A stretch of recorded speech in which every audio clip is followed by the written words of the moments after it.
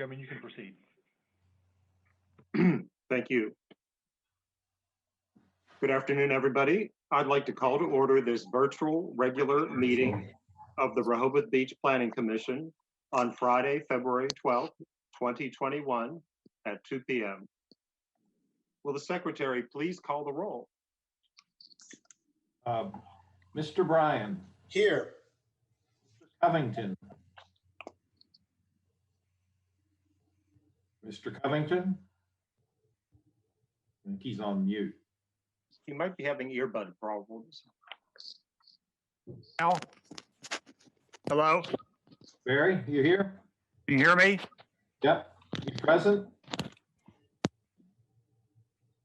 He's here. Mr. Kaufman? Ms. Lucier? Can you hear me? Yes. Oh, yes. We can hear. Yes. Yep. Ms. Matcha? Can you hear me? Yes, I do have you now. Mr. Patterson? Here. Mr. Strange?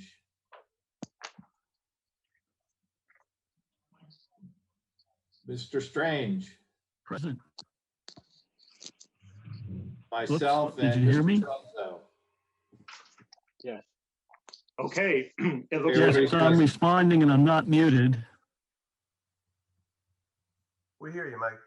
we hear you. We're good.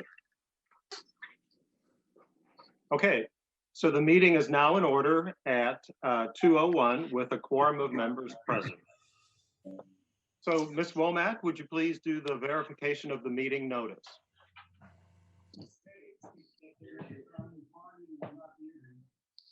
And you're muted.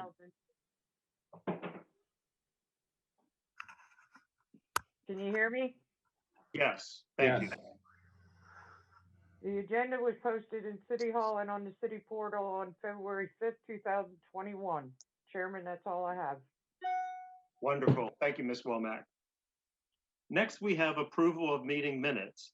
And Ms. Womack has been very busy. We got meeting minutes from November 13th, December 11th, and January 8th. Does anybody have any corrections or comments to offer on those items? Ms. Lucier? Yes, and just on January 8th, under the public comment 1, 2, 3, the next paragraph, the planning commission, that should be has HAS, that's all. Anyone else? And I'd also like to offer, in the future, could we make chair gender neutral, either chairperson or just chair? I want to make it easier for whoever the next person might be. I don't object to Sure. chair, but yeah, I'd just like to go gender neutral if we can. Thank you. And so I guess we could have a vote. Since we have all the comments in, I think we could entertain one motion and 1 second for all three of the sets of meeting minutes. Would anyone like to make that motion? I move to accept all the meeting minutes. Wonderful. Okay, and we have a second from Ms. Machin. All in favor, please say aye. Aye. Aye. Any opposed? Any abstentions? Okay, Aye. did I hear an abstention? No, okay, so it's unanimous, it votes. Great, okay, next we're at item 5, correspondence. Anne, is there any correspondence? There is no general correspondence. Okay, thank you so much. And now we move on to old business. So the first item of old business is the comprehensive development plan update. So for this item, we have our consultant, Debbie File, with us today. We do have a presentation and we have some richer information to share with you as we pivot from February to March with getting much more active with the CDP. You can't do it. And also, if nobody objects, since we do have public comments all the way at the end of the meeting, I'll ask if any of the commenters want to comment on the CDP before we, before we move on to the public hearing part. Hey, Jeff, excuse me. Yes, Can you hear me now?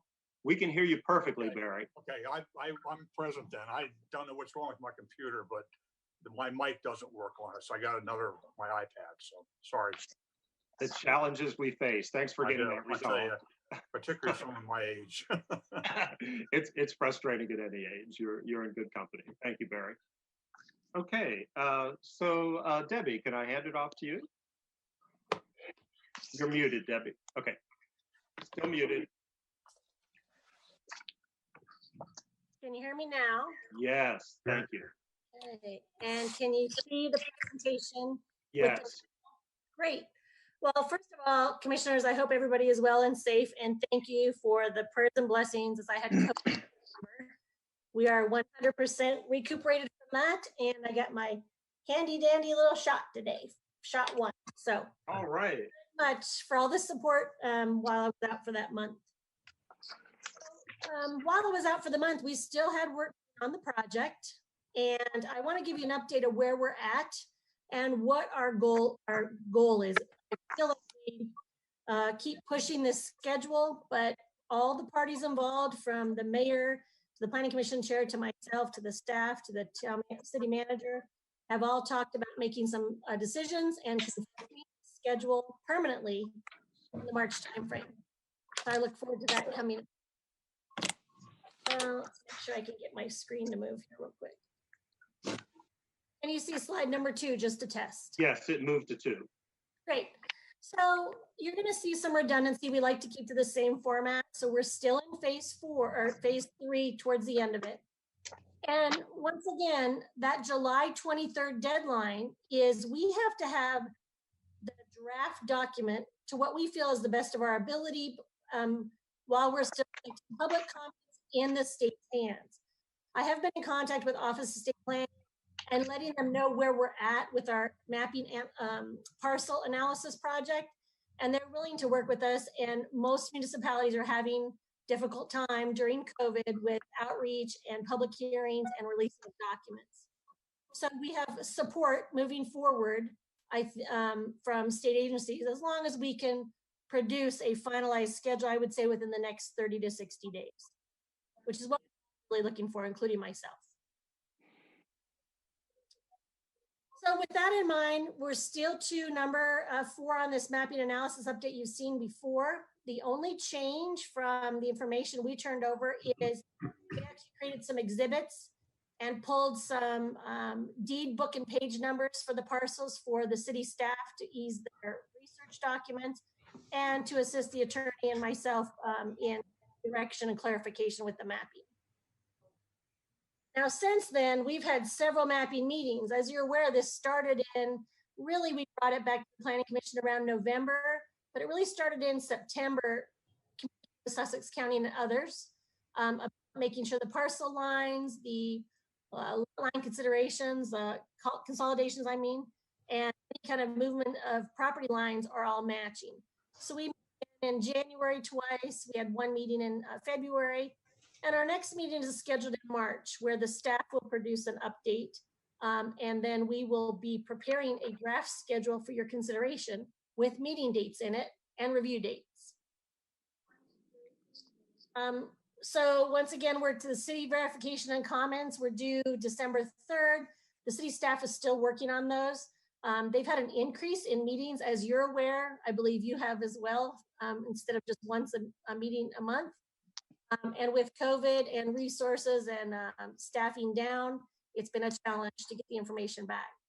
Once we get that done, we're going to go to the county as well to just make sure our records match. And then First Map, which is the resource portal for all the state agency maps.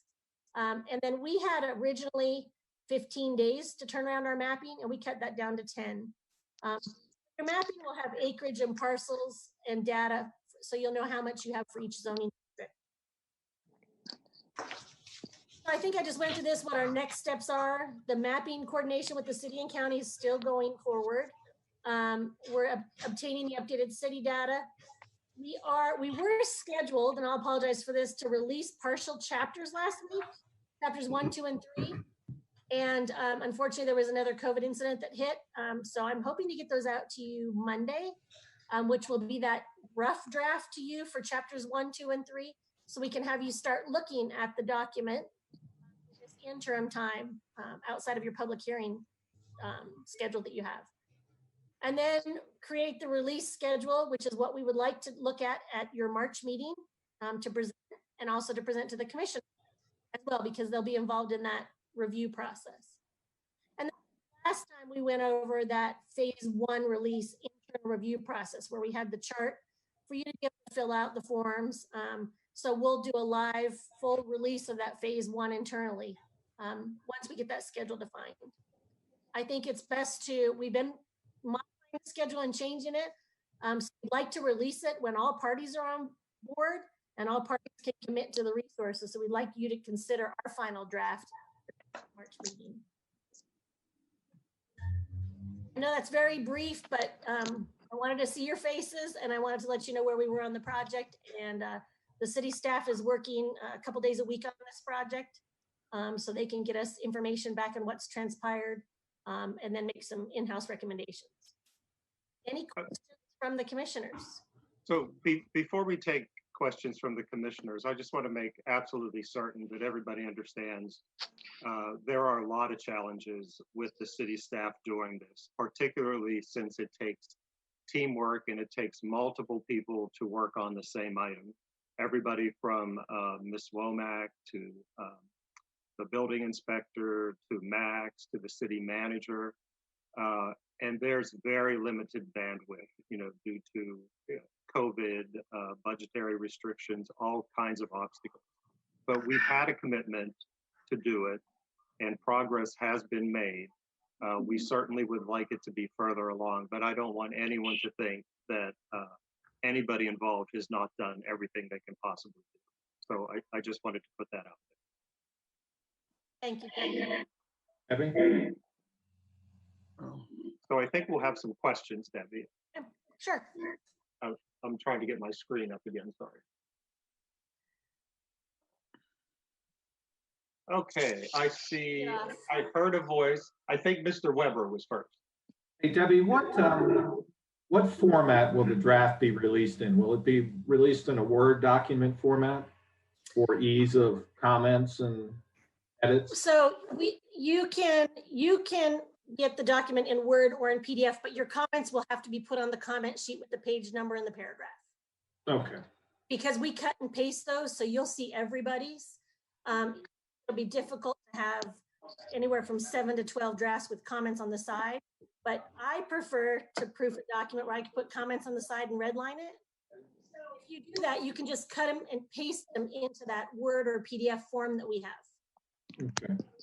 That's easier. And then we'll take those collectively back to the commission. And Joyce, you have a question? Yeah, Debbie, do you consider these, the first 3 chapters you're sending, do you consider those to be fairly complete or what? Yes, I would say right around the 80 to 85% because I'm expecting, yes.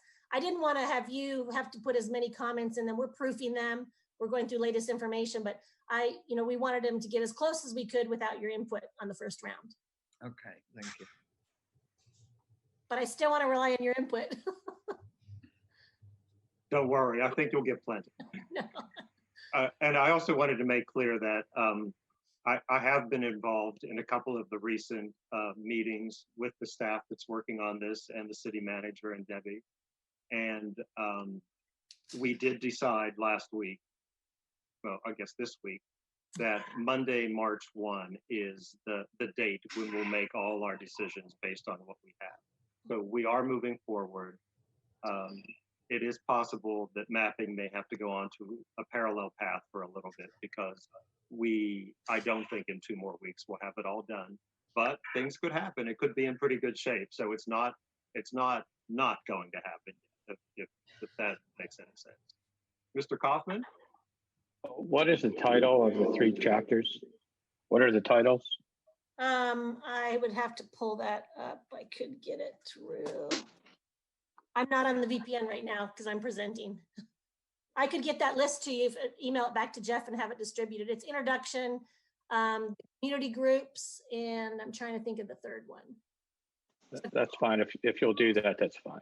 They were three chapters you selected that had the least connection to mapping. So those two Right. certainly make sense. And the other thing, just to let everybody know, we're still keeping on track with the Center for Inland Beach has recently released a large report, their annual. We're pulling anything that we can see currently coming our way and putting it into the document. So we just didn't shut the door in November and stop writing it. As things are still moving forward with organizations or newspaper articles or anything we find on the city's website, we're getting movement from everybody as well. So we're trying to give you the most updated document.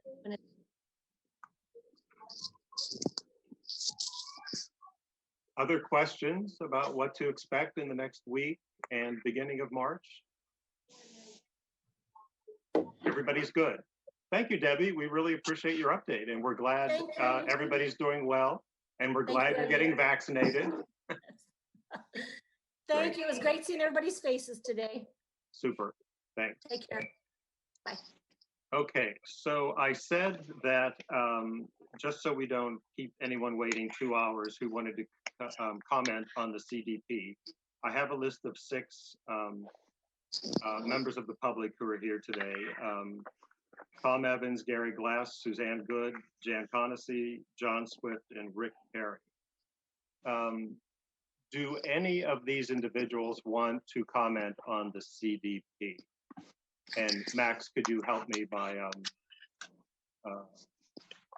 I guess, opening their mics or asking? Not I, Tom Evans. Tom, did you want to comment on the CDP? I said not I. Oh, thank you, sir. Can we please just run down the list when we have? Yes. Okay, I got it. Okay, so we did Tom Evans. So Gary Glass. Not on the call. Okay, thank you. Suzanne Good.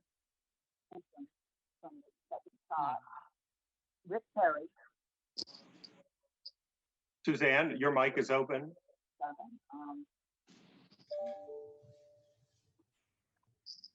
I'm not hearing an answer.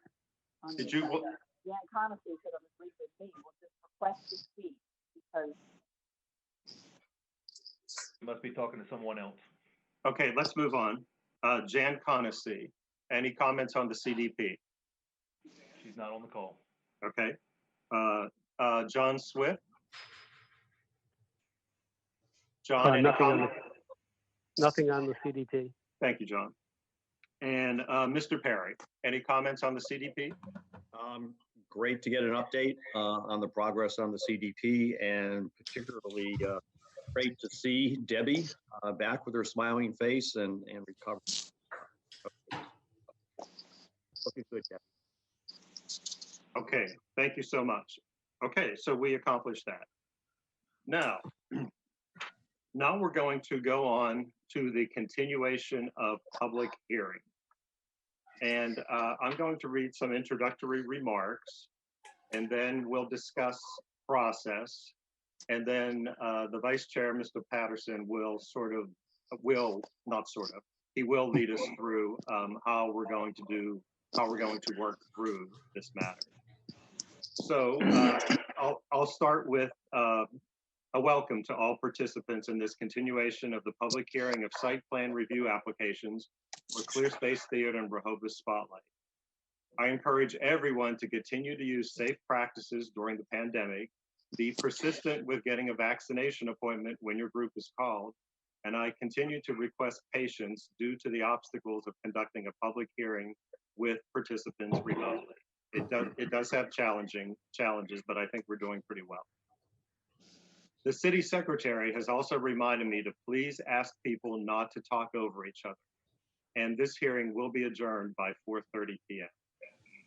So after the successful public hearing on Friday, January 29th, 2021 for Clear Space Theater and Rehoboth Spotlight, the PC has pivoted to the deliberation phase of the site review process. I received many positive comments about how the January 29th public hearings were conducted, and participants felt that they were heard and respected. And I actually did receive more than a dozen comments, and I was flying quite high after that. I was very pleased with what everybody accomplished. Everyone had an opportunity to speak, and many participants used their extra time efficiently to communicate their concerns. The public comments period for these public hearings was concluded on January 29th, and the written record was held open for another week to accept additional materials. A special meeting for Friday, February 5th, 2021 was properly noticed to continue the deliberation phase of the site review process. I deeply regret the inconvenience and confusion that resulted from the cancellation of the February 5th meeting. The February 5th meeting was canceled because of late-breaking change of plan, which was different than expected based on the January 29th meeting. So I want to say something about recusals.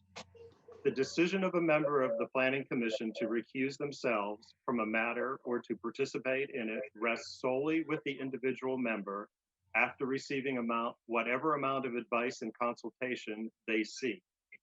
At this time, the PC chair has not asked any PC member to recuse themselves from the clear space matter, and these hearings will proceed today with whatever quorum of members is established. Further, about Mayor Mills' involvement in the cancellation. Mayor Mills had nothing to do directly or indirectly with my decision to cancel the Friday, February 5th meeting. I have received no requests from Mayor Mills about how to conduct PC business, only encouragement and reminders to please provide monthly updates for the mayor and Board of Commissioners and to attend Board of Commissioner meetings whenever possible to answer questions. I regret that I have not been able to do that, but maybe that will work in the future. At this virtual regular meeting today, the PC will continue the deliberation originally expected to occur on February 5th, with the benefit of some extra time to review additional materials with refreshed minds. As a logistical issue, the chair has reserved 2 additional dates should additional deliberation and decision time be necessary. They are Wednesday, February 24th and Friday, February 26th. We'll discuss those later if we need them. The PC chair, officers, and members all intend to conclude these public hearings with a decision as soon as possible. Certainly, it's my hope that it's within the month of February. I trust that the applicant agrees and supports this goal. So as we all know, the general purpose of the site plan review is covered in 236.30D, parts 1 through 5. The PC shall consider the factors in section 236.30E, 1 through 21. In order to support the PC with an efficient process, the officers previously agreed to provide the PC with a draft resolution incorporating a range of possible conditions, and the vice chair took the lead with drafting the conditions and consulting with the city solicitor about the language. Due to the many demands on individuals' time during this period, this document was provided to the PC members late last evening. Today's deliberation will include as much of this document as time allows. I want to emphasize that providing this, what I'm calling it, is a work tool. It's not really even a draft yet. To PC members does not preclude the discussion of any other condition anyone's interested in, nor is it an endorsement that any or all of these conditions need to be included. This is to structure the conversation. This work tool has not been shared outside of the PC, and it is not a document being negotiated with the applicant. We will conclude the site plan deliberation around 4 o'clock to allow time for the remainder of the agenda items, including public comments and the scheduling of an additional February meeting if necessary, and the usual reports. And I think that's all I have to say. So to the PC members and the city solicitor, any comments or questions or matters? Anyone want to say anything at this time about these intro remarks? Ms. Macha? Hi, I would like to make a statement, Mr. Chair. Sure, please. Can you hear me? Yes. Perfect, thank you. I am aware that one of the appellants has raised concerns regarding a communication I had with a person who had filed a document for the public record regarding Clear Place Theater. The appellant's claims against me are unfounded and without merit. I discussed this issue with the city solicitor, and he didn't see an issue with it as long as I disclosed the information for the record, which I'd already provided to the chair. Out of an abundance of caution, I have sought an advisory opinion from the Public Integrity Commission, which is scheduled for next week. I don't believe there is an appearance of impropriety. I was merely confirming my understanding of what the report said. Thank you. Thank you, Ms. Macha. Okay, Ms. Lucier, you're muted. Am? There you go. You're good. You're good now. I'm We can hear okay. you. All right. I have an objection to continuing since there is, as Ms. Macha said, going to be some decision next week. I think we're leaving ourselves open that there could be an appeal if we proceed today, and whatever we do today would be deemed null and void. So I object on those grounds, since it's next week. May I say something about that?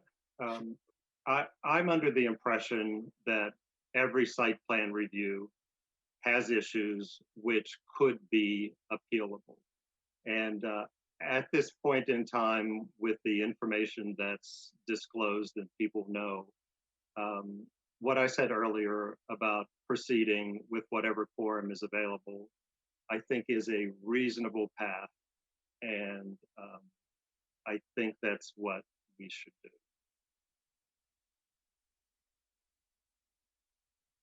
Mr. Patterson. Thanks, Chair. Yeah, I was just confused by what Ms. Macha said about the city solicitor, that the chair said that each member makes their own decision whether to recuse, but Ms. Macha is relying on something that the city solicitor may or may not have said to her under circumstances that may or may not be pertinent and probably should not have ever been referred to. But you know, I do share Joyce's concern that we are wasting our time if we proceed now, and you know, whether it's a week or 2 weeks, we get information that we should not have done so because of Ms. Macha's action.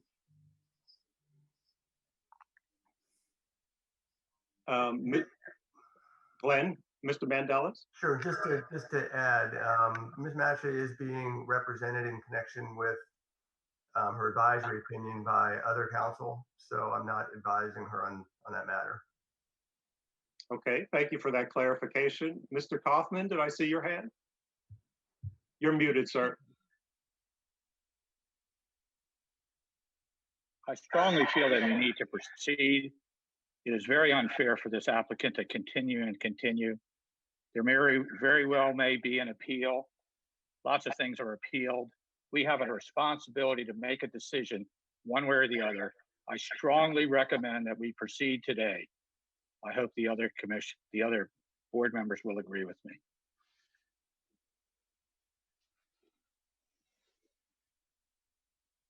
Is there anyone else who would like to comment?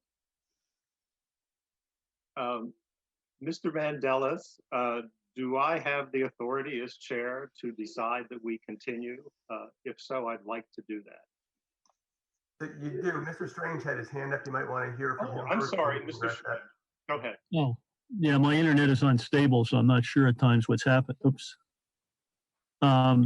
Yeah, my question was to Glenn as our counsel for the PC is what is his opinion of this circumstance?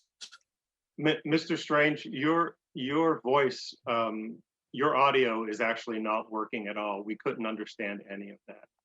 Is there a way maybe you can call in with one of the numbers rather than rely on computer audio? All right. I think he's.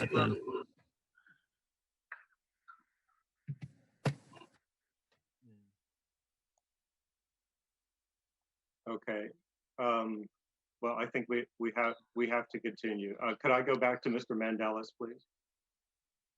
Sure. So the item is properly noticed. You are the chairperson and you conduct the meeting. So unless and until there's a motion to defer or table this issue, you are able to proceed. Okay. So I recognize the objections, and of course, I share the concerns, and of course, I've thought about this a lot since a week ago. I feel like Ms. Macha has revealed the process for the public, so there's less obscurity, and it's more clear that there is an independent process that's going forward. We don't have any ability to affect that process, and we don't really have any authority to decide whether or not a member should recuse themselves. So we could take a vote, but I would like to proceed, and I hope that folks who don't like it could live with it, because I really do want to put us on a path to completion, and not a rush path, but a reasonable path. And I think this is a reasonable path to continue today. No other comments? Okay, let's continue. Thank you so much. So let's talk about process. And Mr. Patterson, if I'll get this started and you could step in, it would be great.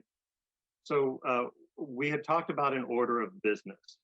So with this work tool, which is a very rough draft of a resolution with a laundry list of possible conditions in it, we could work through this, and we could explore some groupings. We might be able to look at a number of simple, non-controversial ones, possibly consensus items that we could all agree to, and keep the list of the 21 factors handy. And I don't want, well, I guess I'll use the term sort of keep score. But at some time during the deliberation, I want to check each of the 21 factors, and let's decide if we've addressed it fully. If it's not relevant and we don't have to address it, or if the applicant's package addresses it adequately, I think would be a better way of saying that. And then at the point where we need to take votes, we'll begin to do that before the overall vote. Of course, some matters I could imagine that are not going to have consensus about whether we do or do not need a condition. So I hope I set that up not too confusing for you to start, Brian. Thanks. That sounds right. And Steve has a question. Oh, well, it's okay. not a question. First of all, I want to thank Brian for doing this. I think it was very, a lot of thought went into it. So I want to thank you for doing that. My only other suggestion, and since we're going to have this in a couple of hours, I'd like whatever we discuss to be in both records, not just the, because we two. So unless there's an objection, I'd like the discussion to be in the record of both cases. Thank you. I'm not sure I understand that comment. Mr. Mandelis, were you going to say something? No, I'm just going to agree that that's probably appropriate. There are going to be comments made today that because the two site plan applications are in close proximity, you're going to have similar concerns about traffic and other things. So the comments that are made are incorporated into the record of both site plan applications. Okay, right. Thank you. Got it. Thank you. Okay. Wonderful. Thank you, Mr. Kaufman. Great suggestion. So so thanks, Chair and Mr. Kaufman. So yeah, we were thinking about how best to structure this discussion, since we have these 21 different factors. that, you know, cross various groups of issues. And then we have all of this public comment and additional submissions from the applicants that are, you know, making various proposals on discrete things. So what I tried to do with this tool was to develop a long list of possible conditions and grouped into, I think, 6 different broad areas, which for the benefit of the public, I'll read out. One group is a set of noise-related conditions. A second group is light-related conditions. A third group is what I'm calling use clarifications or conditions, things having to do with the use of the 2 projects. The next one is design clarifications, and this is going to some of the public comment about the square footage. And then the last one is traffic and parking conditions, and those try to sort of pick up on some of the elements of the 21 list that we have. And my concept was that while we can sort of talk openly about things, if we do it organized in themes, that might be more efficient. And indeed, if we're reacting to specific ideas, that could be even more efficient. And because, as you'll see in the draft, there's a lot of blank spaces, there's a lot of ellipses indicating more information would be needed. My thought was from this discussion, we could get more specificity, and then we could make this available for the applicant and others to react to before we would be able to take a vote, hopefully, as the chair said, by the end of the month. And in looking through this, I already see that I've overlooked some of the good ideas that the applicant had either offered or accepted, like the water feature as a noise-related condition. And then after this document was circulated to you late yesterday, Mr. Weber already reacted quickly and sent back some additional thoughts, which I haven't had a chance to look at. But so as you can imagine, this is basically an invitation for you know, a discussion and an iterative process, so that we could try to get through this. So maybe reactions to that, and my proposal would be that we start with the noise-related conditions and start just kind of walking through them and talking about what people think about them, and then getting a sense of which ones we'll just discard, which ones are worth working on, and opening up for sort of reactions by the applicant and the public. Does that sound all right? Yes. Mr. Weber has raised his hand. Well, this is for Brian and or Jeff, but is the applicant going to be available? Is the applicant available right now, and are they going to be part of this process? It seems to me like it would really expedite it if we could, because we're kind of discussing this in a vacuum without their input, and it seems like we could get through them quickly if Wesley or others say yes, or with a small tweak, yes, check that one off, move to the next one. This way we're gonna collectively come to some consensus, but then it's gonna be subject to going back to them again and them possibly tweaking it and then coming back to us again. I agree, Lee. Come on it. I agree with you. So for everybody's information, Mr. Paulson and Ms. West are on the call, and they are eagerly anticipating this process. They are listening intently like we did during the public hearing. It's almost like a reverse public comment. And of course, we have the written submissions and things that they've agreed to, which I don't think we need to consult them for. But yes, I think we can go to them should we need to. But they may not have an answer immediately. Just realize that they have a board of directors. Mr. Kaufman, you're on mute, Mr. Kaufman. Sorry. I see where Brian's listed several conditions under this category. Metro conditions. From my perspective, they're all okay.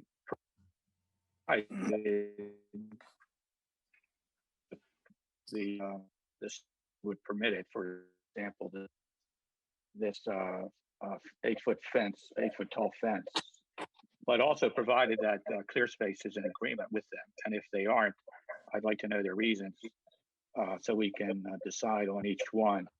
So I agree with Rachel and with Lee that they should be allowed to at least respond initially to each of these now. We could save a lot of time. And as I said, I'm okay with these if they're acceptable to the applicant.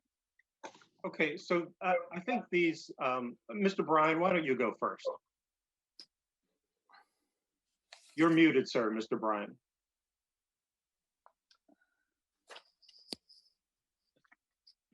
The only thing I would ask is that there are certain, Brian had left certain blanks, I think, to be filled in.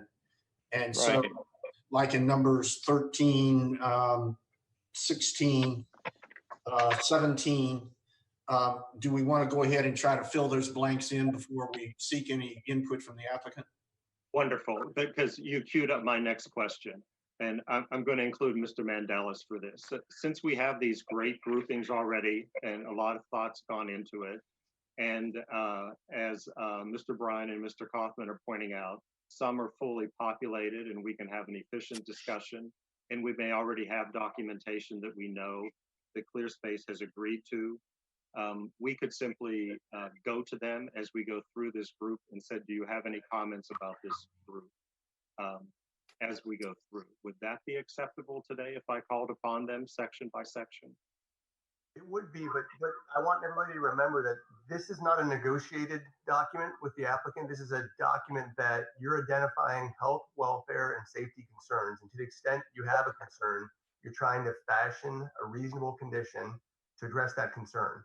Now, it's appropriate to go to the applicant and ask, is this condition technically feasible? If there's a reason that it's not technically feasible, you may want to fashion a different condition to address your concern. But this should not be a process where the applicant's not accepting of a condition, so you delete the condition. If it's a condition that you've identified that is important to this project, you should find a way to address the concern that you've identified.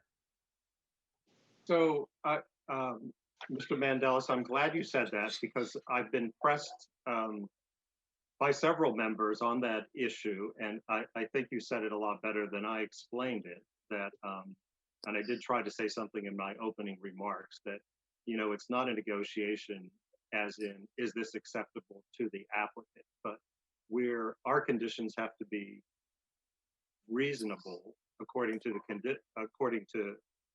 the site plan review. They have to fit into our purview, and we have to have one of those reasons you mentioned, health, welfare, those overarching things.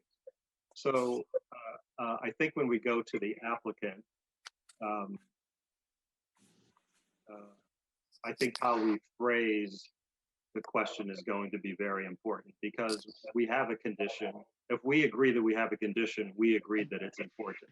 So if this method is not feasible, then we all have more work to do to determine what is a feasible method. Maybe that's another way of saying. Yeah, I think that's right. And also keep in mind that, as Mr. Patterson mentioned, this is sort of a conglomerate of many conditions that have been suggested. You may get to one that you think is unnecessary as a group and decide not to implement that condition at all. So this is just a good working tool to help you move through what might be appropriate conditions. Okay, so with those clarifications and comments, how do the commenters feel now about the process? Let's move forward. Okay, I hear a move forward. So, Mr. Patterson, do you want to continue? And shall we take them in order with noise-related conditions first? Yeah, that sounds good, and that's actually in a lot of ways the easiest one because there's a lot of agreement amongst people about many of these. As I march through these, I will flag for everybody's benefit, but including the applicants, where I thought I saw that the applicant already accepts or agrees to do this thing in their documents, referring back to their submission back in July, I think it was 2020, after they had their public charrette. Also, they submitted a list in December 8th, 2020, with some specific things that they were agreeable to. And the most recently, their February, their undated comments after the January 29 meeting, they submitted a new set of things that they were reacting to and indicating several points of agreement. So the first one, the air handling units on the roof, that's my number 6. And just for the public's benefit, there are 5 conditions already here that are the same exact conditions from the August resolution. So we're not going to go through those. But my number 6 is about the air handling units on the unit on the roof of the Rehoboth Spotlight building being moved 2 feet to the south of the location shown on the current drawings. And I have a blank because I didn't find the drawing number, but we'll get that. And my understanding was ClearSpace is agreeable to that.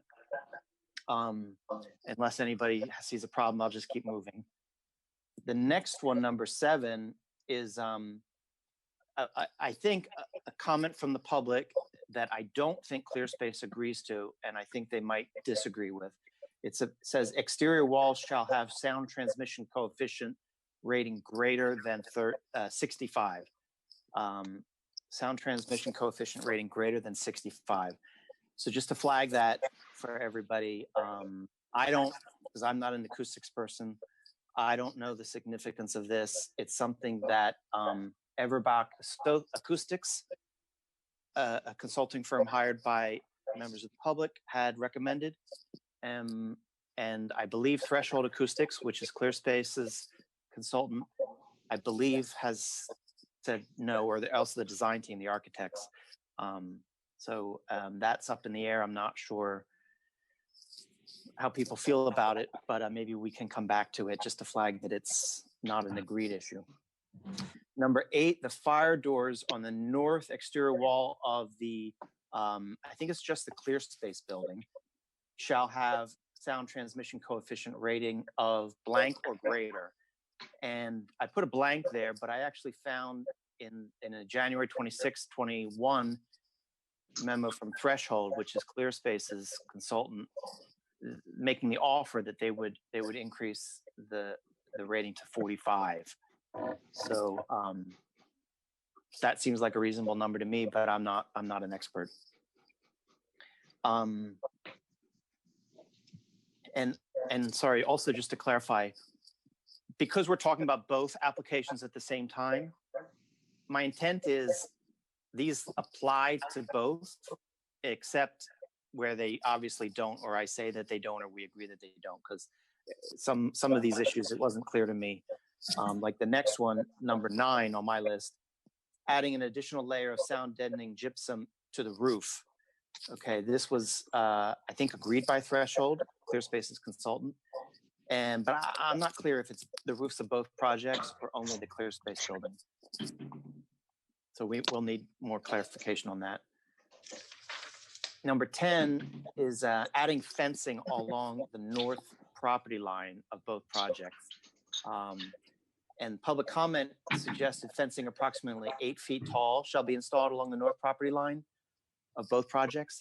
It seemed like the acoustical experts both kind of agree, though, that's not a very effective sound measure. So I don't know whether ClearSpace is, I think ClearSpace was agreeing or offering to do it anyway, but anyway, that's just for information, may not be very effective.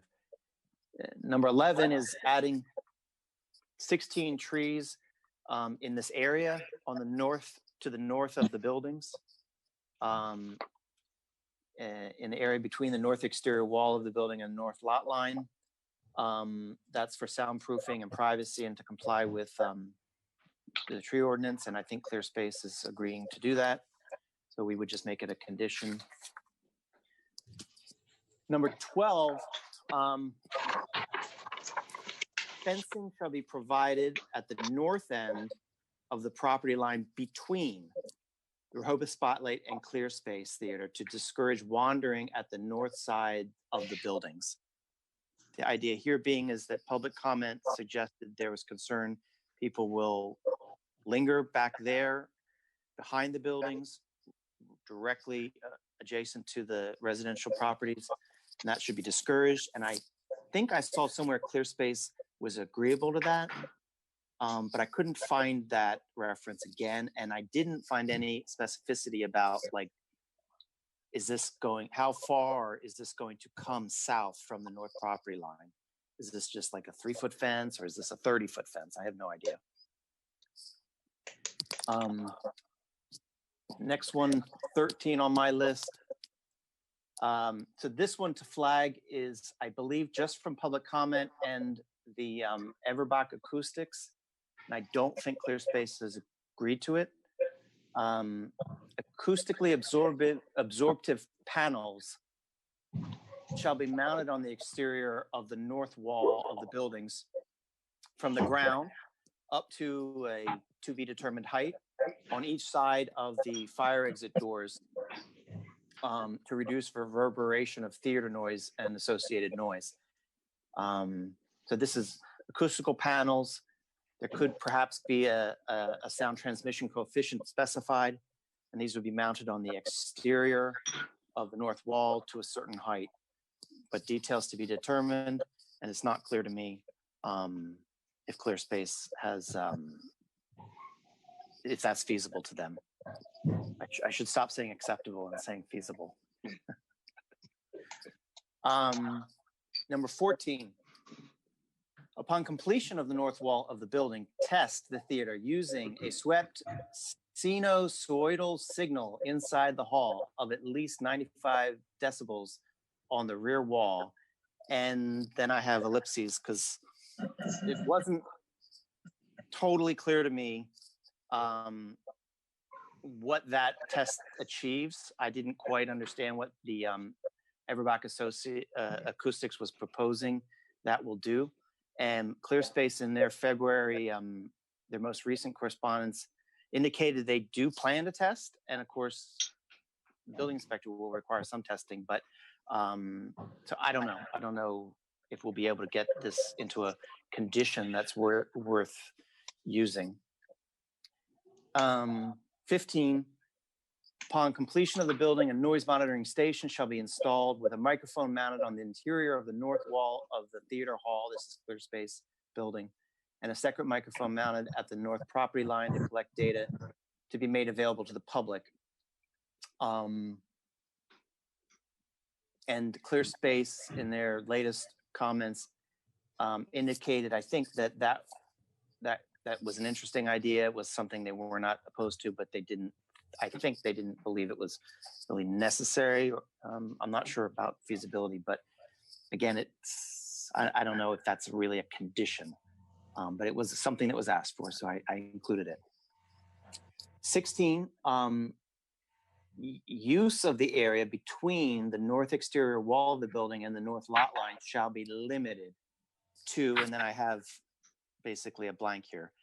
I don't remember if this is my own idea or this was something that the public comment specifically proposed, but there was questions about at least what were they going to put into that space.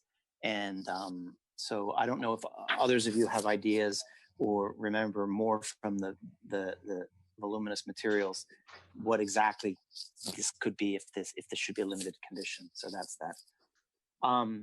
Number 17, no alcohol shall be served after a certain period of time.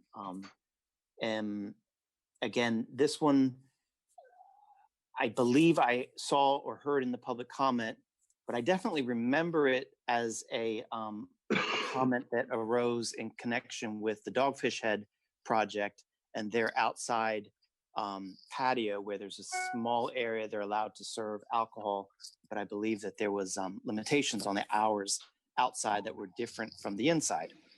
So, but I wasn't clear on, is ClearSpace, how that all works. That's a sort of a separate issue we'll discuss when we get down to the use limitations, as far as what is the whole alcohol service thing going to be on the project. So we could talk about that. And just, this isn't something that I'm necessarily advocating for. It's just an idea. I think I heard it in public comment, and it is something that it's another project with similar noise concerns abutting a residential neighborhood, and that's how they addressed it. Number 18, no consumption of alcohol on the patios between ClearSpace Theater and the Rehoboth Spotlight buildings. This is a similar issue. If people are congregating in that open space and drinking, it tends to get noisy. That was the concern of the neighbors to the Dogfish Head project. And I don't know what the rules are, ABC or otherwise, of people, if they're purchasing alcohol in the Spotlight building with the intent of carrying it into ClearSpace, are they allowed to linger or not? But I think I saw somewhere that ClearSpace was intending that they would have a sort of pop-up drink service in the ClearSpace building. So perhaps they're not intending to have any of that traffic across the patio. I don't know. And then the last one on my list, other than the water feature that I forgot about, but maybe we can add it back, was to limit the overall hours, right? That was something that some of the neighbors asked about. I put in here, limit the hours to 11 p.m. is what I put in brackets. And the logic there was, if I'm not mistaken, that's when the noise ordinance shifts from the daytime limits, which are higher, to the nighttime limits, which are lower. And that was a point that Everback Acoustics made, that, a show that might be compliant with the daytime limits, which is what the Threshold Acoustics report was responding to, the daytime limits, would not be compliant with the nighttime noise limits necessarily. And a show that starts, at 10 p.m. would likely go after 11. So that was, that's a question about limiting the hours. And then there was another comment somewhere that I saw about sort of rock concerts, and that ClearSpace is not intending to use this as a concert hall or a venue for, I can't remember exactly the terminology they use, but basically concerts, rock concerts or bands, pop music. So that could be a possible condition, but I don't have that on my list. Yeah, Brian, the last one you mentioned, there is documentation in the file, which I happened to read today, that you characterized it appropriately. And I believe also made a complaint, a claim that their sound production system would not support such noise generating things. It would require outside equipment to be brought in. So that might be another way to address that. Right. So this is a big group. Does anyone want to offer any comments? Looks like Mr. Weber does, then Mr. Covington, and then Ms. Lucier. I see that the STC comes up in a number of these potential conditions. And I do have a little experience with STC, and what I know about it is, it's somewhat objective, somewhat subjective, and that if you were to hire 5 different noise consultants, you'd probably get 5 different recommendations. It's not an exact science, and that there can be a significant difference in the construction to achieve different STC ratings, and sometimes it's exponential. So, for example, you can go from a 59 to a 60 by adding 1 more layer of drywall, but to go from a 60 to a 61, you may have to build an entire second wall. So you can't look at it in the context of, well, why won't they just build 1 more point or 2 more points? Because that may make a significant difference in what they have to construct to achieve those. So I think we just have to be very careful about just kind of arbitrarily setting STC ratings, because there can be a big impact from very minor differences in them. And also, I'm just wondering on noise in general, kind of what we're using as the target. I mean, the city does have a noise ordinance. I mean, why these aren't just tied to the noise ordinance, I don't know. Why are we using various STC ratings if we could just say an STC rating that's appropriate to comply with the city? And I don't know that they should be held to a higher standard than the noise ordinance that everyone else is held to. Mr. Covington? Yes, along those same lines, if you look at item 14 and 15, it seems to me that those two requirements take care of all the other issues. If there is not a noise level beyond, let's say, the 95 decibels to the neighbors, who cares what is inside the building? What we're concerned with is the noise level that's going to the street or to the neighbors. So if you meet that standard, then all the other standards are already taken care of. So I think we don't need to spend time on all these other smaller issues, rather just the general impact that the theater will have. And just as an aside, I know that theaters can be created such that they don't have any noise. And my previous apartment in downtown Bethesda, my floor was the ceiling of the Bethesda Jazz Club. And we had shows there with trombones and bands and everything else. I could not hear a thing.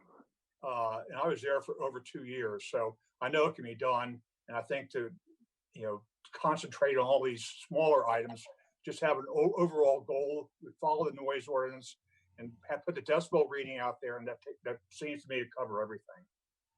And to Mr. Covington's point, there is a noise ordinance, and it does require a specific number at the property line with the intersection between commercial and residential property. So that does seem feasible to me. Ms. Lucier?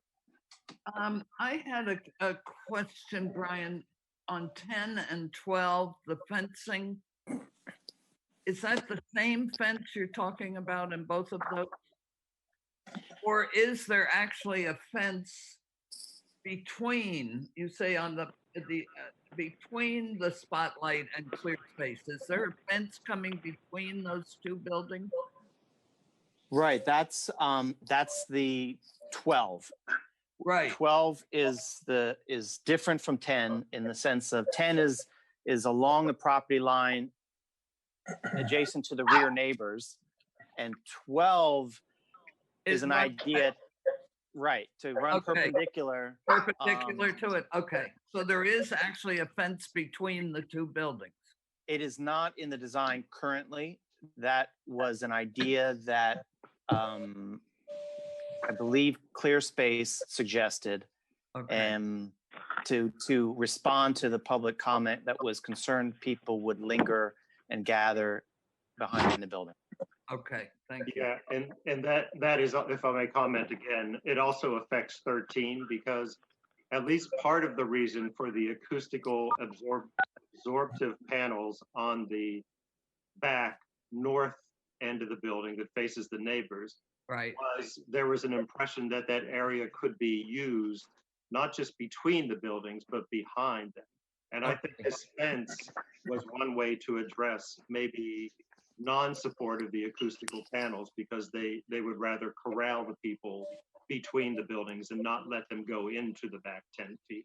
But that's also something we should ask and get clarification on. I saw more hands. I think Ms. Matza and Mr. Covington. Yes, I was actually going to agree with Barry's comment on 14 and 15. I think it does start to care for a lot of these other issues. And I have also lived next to the Delaware Art Museum, literally, which of course is an existing older building. And we had a very similar situation here around noise. And honestly, the way that they addressed it for the neighbors was to install one of these noise monitoring systems. They only had a few events that went outside that started at times to have, more of a pop or a jazz or a rock type sound. But the noise monitoring station allowed them to actually monitor, right? And if they got too close to that decibel level as it relates to the noise ordinance, they just pulled it back. So I do think the noise ordinance obviously is in place for day and night. And then these other 14 and 15, care for most of these other things that we're talking about. I did also want to point out that I read in Wesley's report that he would also commit to keeping those fire doors closed during performances, which I think will also, certainly be helpful from a noise perspective. Mr. Covington? Yeah, I just want to say, I think we need to know what the building code says about fencing. I think it's 6 feet, and so we need to find out from the building inspector what's required. And if it's, let's say it's only 6 feet, it does nothing to impact the sound level, either protect it, then do we really want to require the expense of a fence? Yeah, and that's also another question we could possibly go to the applicant too. The applicant may remember where that came from, because I recall it also, but not the source. I saw another hand. Was it Mr. Bryan? Yes, Chair, if you would consider finding out from the applicant if in fact they have any intended use for the area behind the north wall, between that and the Sussex Street residence. If it's not big enough to be used, if I saw in some of the materials that Clear Space had indicated they were only going to use the exit doors for emergency purposes. So it doesn't appear like it's going to be an area where you can serve with people coming in and out with those rear doors. And if that's the case, that may be quite helpful to control noise in the rear of the building back. It's not a big space anyway. I'm looking at the plans. So I'm just wondering whether the applicant can perhaps share some insight on whether they have any intention to use that space at all. So yes, I agree. And the applicant is itching to talk to us now about this group of issues. And I see Mr. Kaufman's hand, and then we'll see whether or not we're ready to go to the applicant. Okay. First, I appreciate the discussion. I think it's been very good. I agree with Lee and Barry that the way to deal with the noise is the city's noise code, and possibly noise monitoring both inside and outside. I think that would address those things. With regard to the consumption of alcohol between the buildings, again, up to the code in the city. I don't know what the city's code says about alcohol or beverages between buildings or outside buildings. So I think they need to be they need to adhere to that. And with regard to I don't think you can limit them to no alcohol consumption based upon whatever the code in the city is. And also hours of operation. We need to hear from them, because you can have a show at 8 and lets out at 10:30. I think they should be able to operate till 11:30 p.m. so that people can come and go when there's a show. I don't know exactly what their hours of operation should be, but I think they need to comment on that themselves. So that's it for me right now. Okay, so is everybody ready? Oh, Mr. Mandelis, please. Let me just comment on the alcohol consumption, because, in the city, we don't allow straight bars. So typically they have to be associated with some sort of restaurant or service of meals use. All of those applications are subject to review by the city commissioners, and they have to be issued a permit of compliance. So usually at that time is when the alcohol consumption issues are dealt with. If there's going to be any hours enforced, if there's going to be any special areas that are licensed versus other areas that are not licensed for alcohol consumption. So I'm not sure that you have to deal with that issue at this stage of the approval process. Thank you. Okay. Thank you for that clarification. So I think we should go to Mr. Paulson now and let him tell us what is feasible, and we'll sort of coach him for any of the points that he may have missed, since we have so many numbered points now. Mr. Paulson, can you join us? I think you're unmuted. Hello. Hello, we can hear you. Thank you. I've made notes from your conversation. I'm going to try to I'll work a little bit backwards, and I don't have all the number items. I apologize. Regarding alcohol, we currently operate using a gathering license. Our service is limited to beer, wine, soft drinks, and candy. At the current time, people will go out at intermission on the patio to enjoy their beverage, but come back in. In the 9 years I've been here, we've not had a noise issue or any problem with that. So we would certainly continue to abide by ABC and the limits of our gathering license. And we found that serving beer and wine is plenty. We dropped our liquor service a year or two ago. I also would agree that the other limiting hours, I think the sound code kind of sets what we can and can't do. I know that there might be uncertainty about what the potential of this building is, but right now, our late night events in summer are limited to improv comedy and a solo performance by Christopher Peterson. Given the nature of what we do, we just, every once in a while, we'll do something like at the end of the season, which is a concert, not a full performance. So I think limiting hours, we should let the city sound code guide us on that. We've moved the air handler. That's been taken care of. Fire doors are also taken care of. The roof sound, we can certainly add the gypsum to the spotlight building. Fencing will go with city code. We would put fencing up along the north side of our property line at any rate. The other fence, I know this is confusing. If you picture a short garden type fence running between the Spotlight and Clear Space Theater buildings, maybe 1/2 or to 2/3 of the way back, as just a aesthetic deterrent to keep people from walking back there. Regarding the back of the building, its main purpose is stormwater, is green space to absorb some stormwater. I don't want to go into that big issue, but a lot of it is stormwater is basically being handled by the city system, but there is some provision for drainage and moisture for the trees. Where there has been, and we don't plan to use the back of the building for anything, the fire doors would have the panic bars on them, and you know, we're a no smoking property, so it's not going to become what I called in high school a smoking hole, that sort of thing. Where I think there is some difference regarding additional acoustic treatment is in consultation with Kevin Short from Mid-South Audio, our architect, and Threshold. We're not disagreeable to some of the things that have been suggested, including the noise monitoring system, additional padding on the fence, and additional surfaces on the exterior building. But we want to defer that until after the system has been tested with the 95 dB system, and we can power it up and maybe have some sample programming going on so we can test that to see what additional measures are needed. Certainly not limited to monitoring additional installation, et cetera.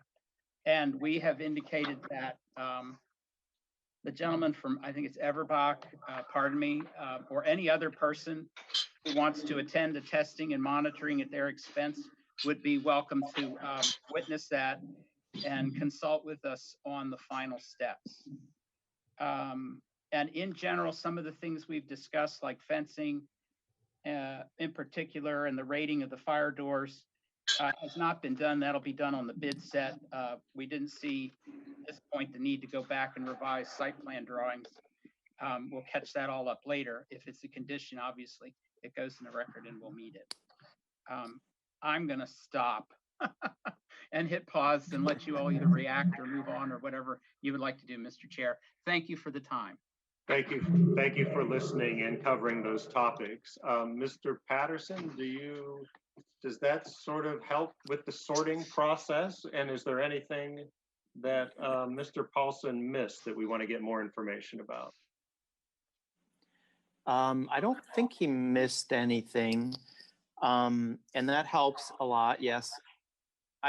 So one thing I think I'm hearing is that when it comes to the testing, what Lee and or Barry and others refer to as 14 and 15, and in light of what Wesley just mentioned, so this is more like that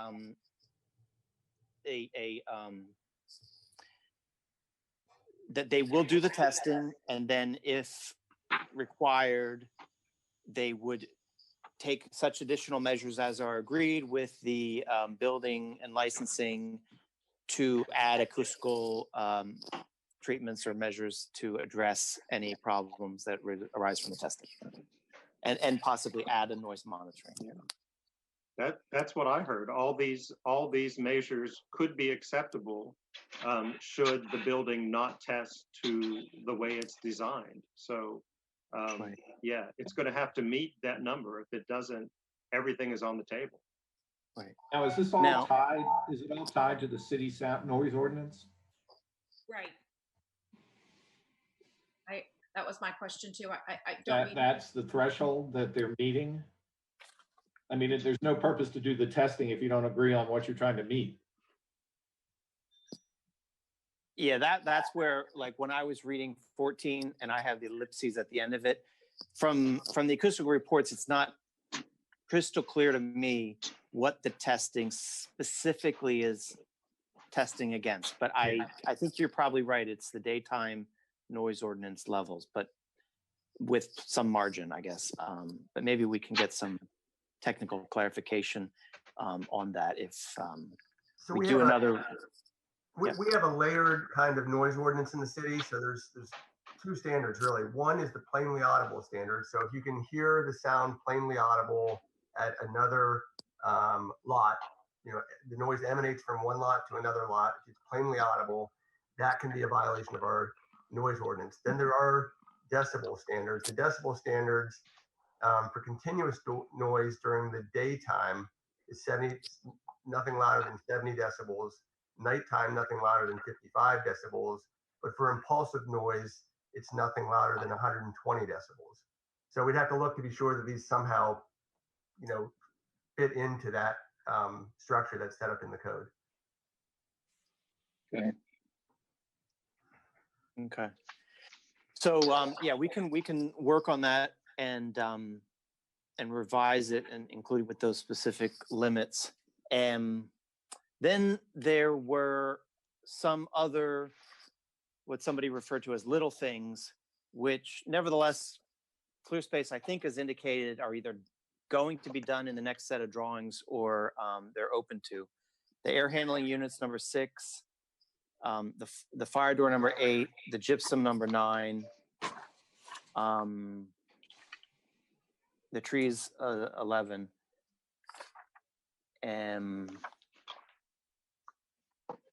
and then the fencing at the rear, number 12. So my suggestion would be we revise this set, including those, and the reworked 14 and 15. And I suppose process-wise, we can circulate that internally for reaction, and then we can put it out there before the next meeting for specific comments. And hopefully at that stage, the applicant's design team can take a look and fix any errors, things that are not feasible. Excellent. Ms. Mata? Brian, back to the tree point that is made here. Wesley has already provided a tree plan. Would we just look at that and say, do we accept that or not? Or is there more that needs to be done there? Is it included in this grouping? I guess the question I have for Glenn is the tree plan part of the application already, or is it something we are bringing into the application? Because it, I think, came later. Mr. Janis, can you give us some assistance with that too? What is the status of the tree plan portion of these plans? So because there was a tree removed in the process, or there will be trees removed, there will be mitigation that goes along with that. It is my understanding that a tree plan has been submitted to Liz Lingo, and they are working on the requirements for that tree planting plan. So I guess the answer is that there is a tree, they'll need to meet those, whatever requirements Liz imposes. If there are additional requirements the planning commission thinks is appropriate for one reason or another, you can add those as additional conditions. Yeah, so if there is a specific tree plan, I mean, we could either incorporate that specifically, but if then, of course, if Liz wants changes, right, she might want different number of trees. I don't know. And there's also the issue of offsite mitigation, things like that could be done within the tree ordinance, but we may not want to be done. So I don't know. So do you think that perhaps homework for the city staff would be to check with Liz and see if the plans as they're presented are sufficient for her needs? Right. Okay. Okay. Good. Thanks. Okay. All right. So then that's, I think, my sense of where we are on the noise-related conditions. Then we have light-related conditions, which is mercifully a much shorter list. I was somewhat unclear from the application and the various submissions that came afterward on exactly how many lights are to be mounted or planned to be mounted on the rear or the north face of the two buildings. So the condition I have proposed here is just my number 20, outdoor lighting within blank feet of the north property line shall not exceed perhaps 1,000 lumens.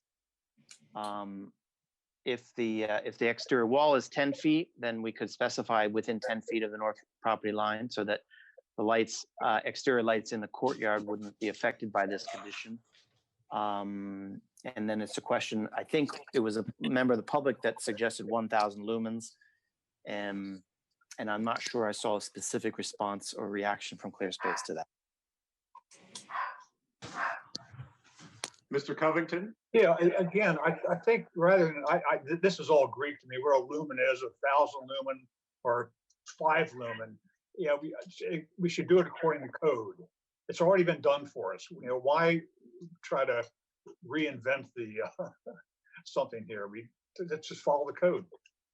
So I can suggest if folks are willing to go back to Mr. Paulson again, because I'm under the impression that agreement has been reached with the neighbors in this light.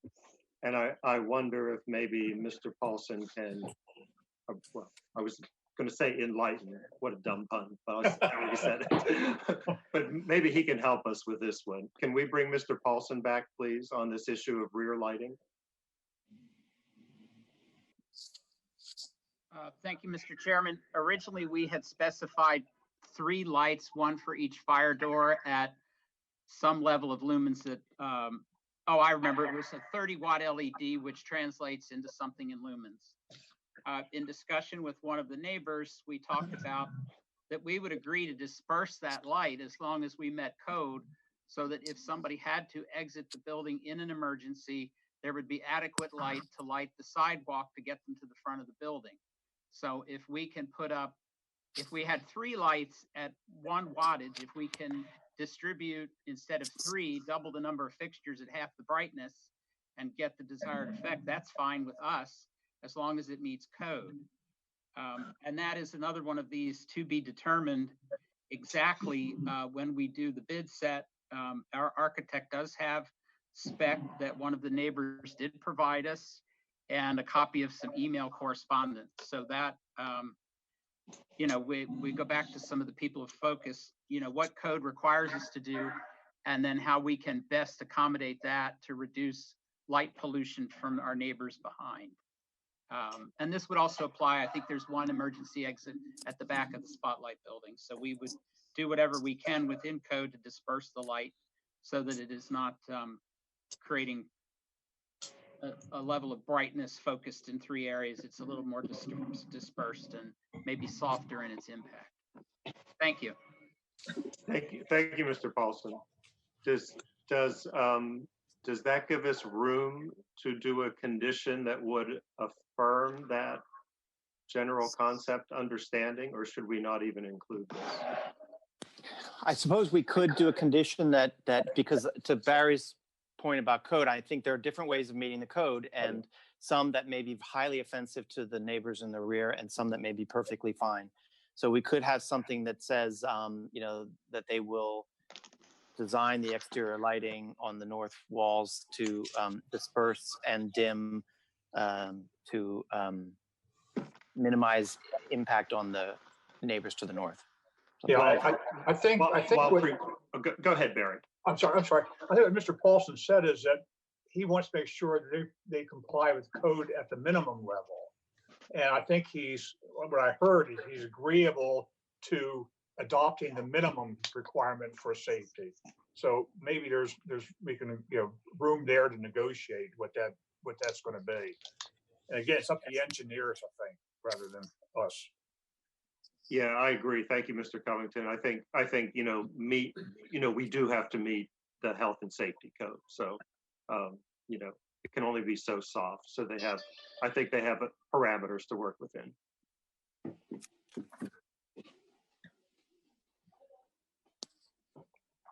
Great. Okay. Shall we keep going? So to move on to the next group that I have, what I call additional use clarifications. So what I was trying to do here is address the various public comment. It relates to parking, relates to noise, and some of the other issues that people were concerned about. And that ClearSpace indicated they are of the same mind, right? That ClearSpace is not intending to run a cabaret in the sense that is prohibited under the city code, and they are not intending to run, you know, a school, an educational facility, as that is understood in the code. So, so that's what these are. There's 5 of them, so I'll just run through them. But to be clear, this is all my language, and this is not anything that ClearSpace has specifically proposed, except the last one about no simultaneous performances. I think they've offered that a couple of times. So my number 21, there shall be no cabaret within the meaning of section 270-4 of the City of Rehoboth Beach Municipal Code. 22, there shall be no cafe within the meaning of section 270-4 of the code. 23, there shall be no office use within the meaning of section 270-35. Number 24, there shall be no, I missed the material word there, no. There shall be no educational related services within the meaning of section 270-35. And 25, no performances shall be permitted to occur simultaneous with performances in the other building. So we would fill in here either the Spotlight building for the conditions that go into the ClearSpace resolution, or we would fill in the ClearSpace building for the condition that goes into the Spotlight building. Mr. Bryan. Yes, this is for Brian, please. Under number 24, the code references educational facilities and rather than education-related services. Would that be an appropriate amendment to that? Right. Let's just see. because the concept of education is mentioned in a couple of different places. Right. In 270-35. I'm looking at 270-4. Yeah, I think that's part of the rub with our wonderful code. It's 270-35, which is where the parking requirements are mentioned. And there, so it's not a defined term per se, but there is where it says, if the use is, quote, education-related services, then you have to provide one space for every 2 students, et cetera. So that's what I was keying off of. We should we have a take lot. look at that. We have a lot of hands up now. Miss Lucier, Mr. Covington, and Mr. Kaufman. So I think almost everyone's going to speak. If we start with Miss Lucier. All right, I don't have the Gazette in front of me, but there is a letter from a new member of the board of ClearSpace, talking about it's either her children or grandchildren going to the educational. I mean, it hit me when I read it. That wasn't a term probably she should be using in the paper right now. So I don't know I know there's confusion, and it depends on your definition, but this was a board member referring to education. Okay. Is it, I think I said Mr. Covington next? Yeah. I've got the Cape Gazette here and all. It's a woman, I forget who. Can I interrupt for a second? Yes. So the public record is closed. This is an outside information that's coming through the Cape Gazette, and it shouldn't be raised here. It shouldn't be a second way. Fair enough. Yeah. Fair enough. I don't think that they are prohibited from doing education-related activities. When you look at the section, the relevant language, it says, see where I just had it a second ago. Oh, here it is. The language makes it very clear this section applies to a business that are solely involved in educational efforts exclusively. Hence, the statute identifies as educational, quote, elementary schools, secondary schools, higher education centers, and educator-related services. I think they're talking about business outside the scope of a school that does provide educational services, like the gym providing exercise classes, or a yoga clinic providing yoga classes. I think that that's their sole purpose. If that's their sole purpose to do that, then maybe yes. Or how about like a language school that's providing language? They have to provide parking, or any other type of educational system. So what was the section you quoted? What was the number of that section? It's 270-35D13. And so right, I think that they can do minor de minimis educational activities. I think it serves the community. It's not. I don't think it's prohibited by the code. I think the code is really talking about a separate business coming in whose purpose is to provide education other than the primary, secondary, type of education, language schools, for example. So, but you said something about you said that the code says that this applies exclusively. I'm saying that. That's my language. Okay, I got you. Thank you. I said, hence the statute identifies as educational, and I put quote. And then gotcha. Before, see, that was my implication that it's not an institution that is a minor part of their business provides educational services. It's a company whose primary purpose is to provide educational services. And that's why I think you have to read that statute altogether in light of the elementary schools, secondary schools, higher education centers, and education-related service. I think that's all a group, and I don't think any business in Rehoboth Beach that does educational services, such as a restaurant giving cooking lessons. I misspoke myself about the yoga classes and gym classes. their primary purpose is something different than that. So I don't think we have to address that issue. Thank you, Mr. Covington. Mr. Kaufman? Well, first, I agree with everything Barry just said.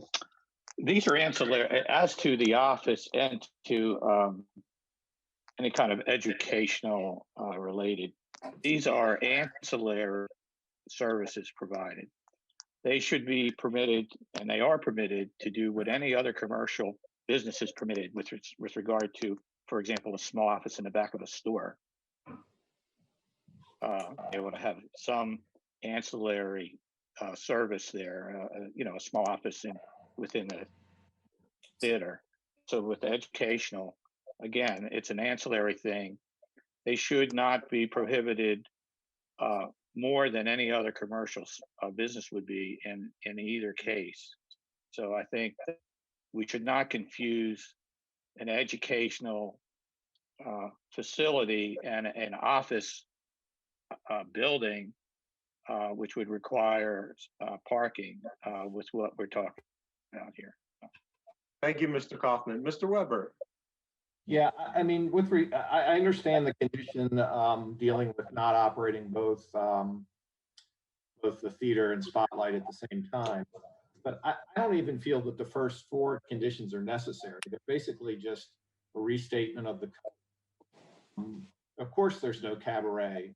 It's not allowed in that zone. It's not allowed in town, period. An office is a permitted use, but there's parking tied to it. These things, they can't do them. So I don't know why they're having to agree that they can't do them. It's like saying, I agree, I'm not going to have a meth lab there. Of course, you're not going to have a meth lab. If it's things that aren't permitted, why do you have to agree that you're not going to do them? And there's also kind of nuances to it that are customary in the city, the way the building inspector reviews a plan, like Steve mentioned and Barry. Sometimes there's a retail store on Rehoboth Avenue that has an office that the manager uses, but that's not something that the building inspector considers an office and requires a parking space. I think that they should have to agree to affirmative conditions that they won't do these things. They don't need to agree that they're going to comply with code. The code is the code. Thank you, Mr. Weber. Mr. Bryan? Yes, I agree with Mr. Weber and Mr. Kaufman and Mr. Covington. And basically, I'd like to preface this by saying, if you have 4 lawyers, you have 5 opinions. But I think these gentlemen have thought this through. And I think really, if we take one step back, we have determined as a commission that these building plans are good to go. The building inspector has approved them. Is that right? And so having said that, then the determination has been made when the building inspector looked at the parking as to what uses were here and whether they required parking or did not. We've been through that process. So I think Lee's exactly right. A lot of these things have already been addressed one way or another. But my only point was, if you're going to actually have some kind of provision says there'll be no educational related services, it should be in accordance with 270-4, which is the definitional section of the code. And that talks about exactly the same things I guess Barry had mentioned. That talks about high schools. It talks about elementary schools. It talks about, schools, actual schools.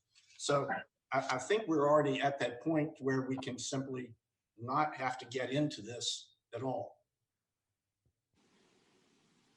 Thank you, Mr. Bryan. Ms. Macha? I agree with Mr. Bryant completely. I mean, we've had this conversation before. We have these applications come to us. They have been through a lot of different reviews before they get to us. And I think we obviously should take all of that into consideration here. Thank you very much. So one of the things that we're attempting, one of the things that we're doing with this rehearing, and I think we're doing it particularly well, is to fully vet some of these issues which are brought forward. And starting whether it's feasible or reasonable or even makes sense to have them as a condition by having a discussion and having everybody's views on the record is what we're doing to try to create the most strong record possible to justify what we do. I do wonder, and I'll wonder out loud, maybe I'm in dangerous territory, but I do wonder because there have been such voluminous material with opinions that say it is an educational institution, or there are offices, or those other uses. What might make sense in normal circumstances might be addressed differently. In other words, affirmative statements somehow that the planning commission, thoroughly vetted the issue and determined that primarily educational use is, obviously not the purpose of this building, and therefore the parking requirements do not apply. I guess I'm trying to wrap it up in a bow, maybe more. So while I agree with everybody that said we shouldn't make a condition that says you have to meet the code, in this case, we just have so much testimony that says otherwise. I feel like we need to address it. And the way we're doing it now, and we'll be in the minutes, is one way, but just some way that's more purposeful and direct is what I'm asking about. Mr. Kaufman? Yeah, that's in the nature of a finding, Jeff. In other words, we can make certain findings. It's not a condition or not condition, but if we make a decision, we can make findings which do exactly what you just said. Mr. Covington, and then that was my exact point too. I don't think we need to make that a condition. I think we can just make that a conclusion of what we as a board just discovered or agreed to. Findings and conclusions. I like that. I saw Mr. Mandelis's head nodding up and down, and he just gave me a thumbs up. So I think we're on to something here. Mr. Patterson, what do you think about all that? So, I totally appreciate the point about, well, if it's required by code, why would we make it a separate condition? And I was just trying to pull up the definition of a cafe to illustrate why it's such a puzzle. A cafe is an establishment, comma, not a restaurant, where food and liquor is served or consumed. And the Spotlight project manifestly is going to have a space at the street level in the front of the building where food and possibly liquor is served.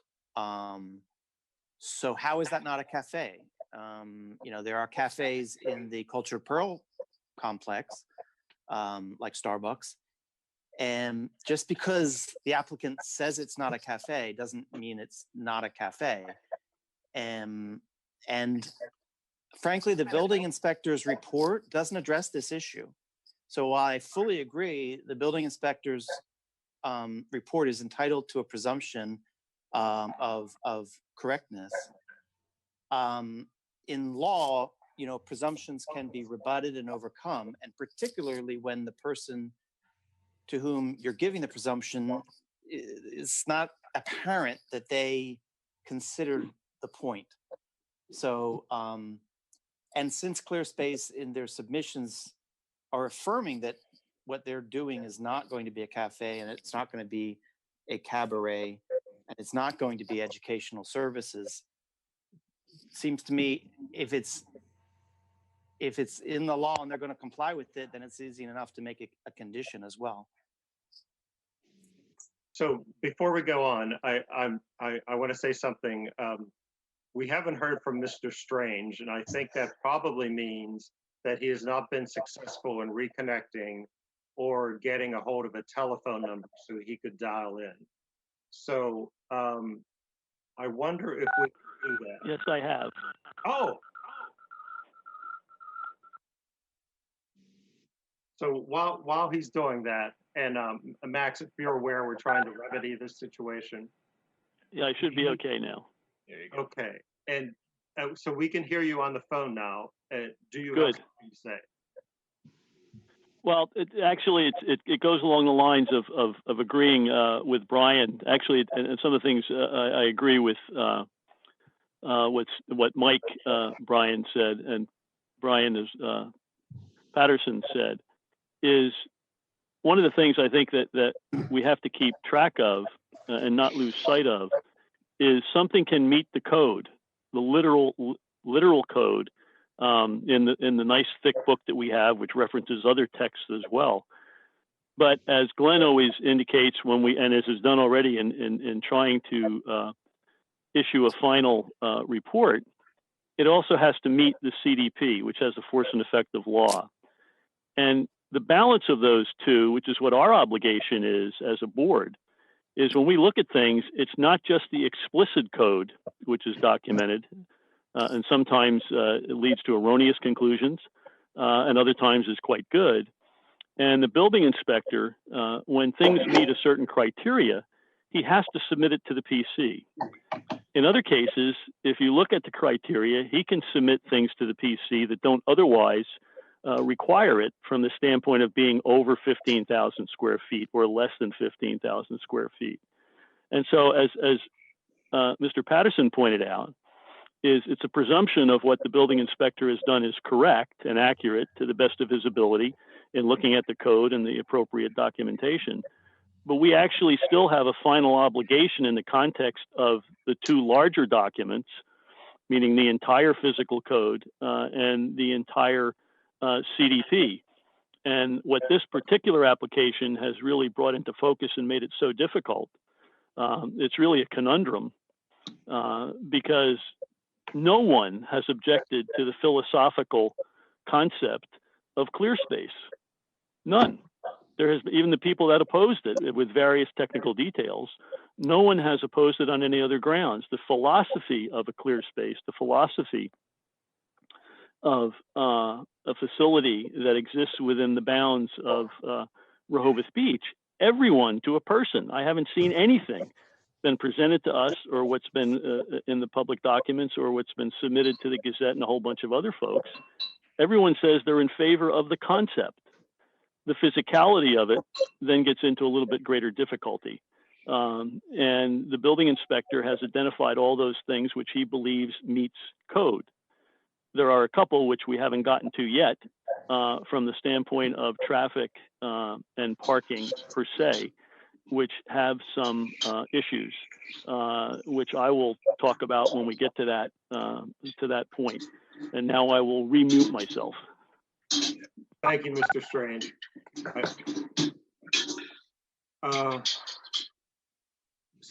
So I was feeling comfortable with this finding, but I wonder, it seems like 21 through 25 are not equal in terms of where we are with making a determination or a finding. For instance, 21, the cabaret is pretty clear, and I think we would get agreement from ClearSpace that there's no controversy there. Number 22, the cafe sounds a little bit different. We heard a description of beer and wine, snacks, but no hard liquor, I think, if I heard it right. So I'm not sure how to evaluate that other than it has to go through the normal city process. Mr. Covington, were you raising your hand? Yeah, I think that's right. Again, it's my understanding that in order to operate a cafe, whatever that definition may or may not mean, for ClearSpace, it means selling beer and wine, soft drinks and candy. They need to get a permit from the city. So if the city issues them a permit, de facto, it's code compliant.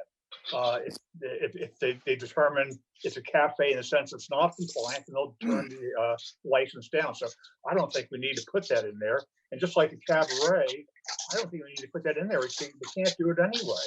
So, you know, I don't want to get into all these conditions of saying they can't do what they can't do by the code.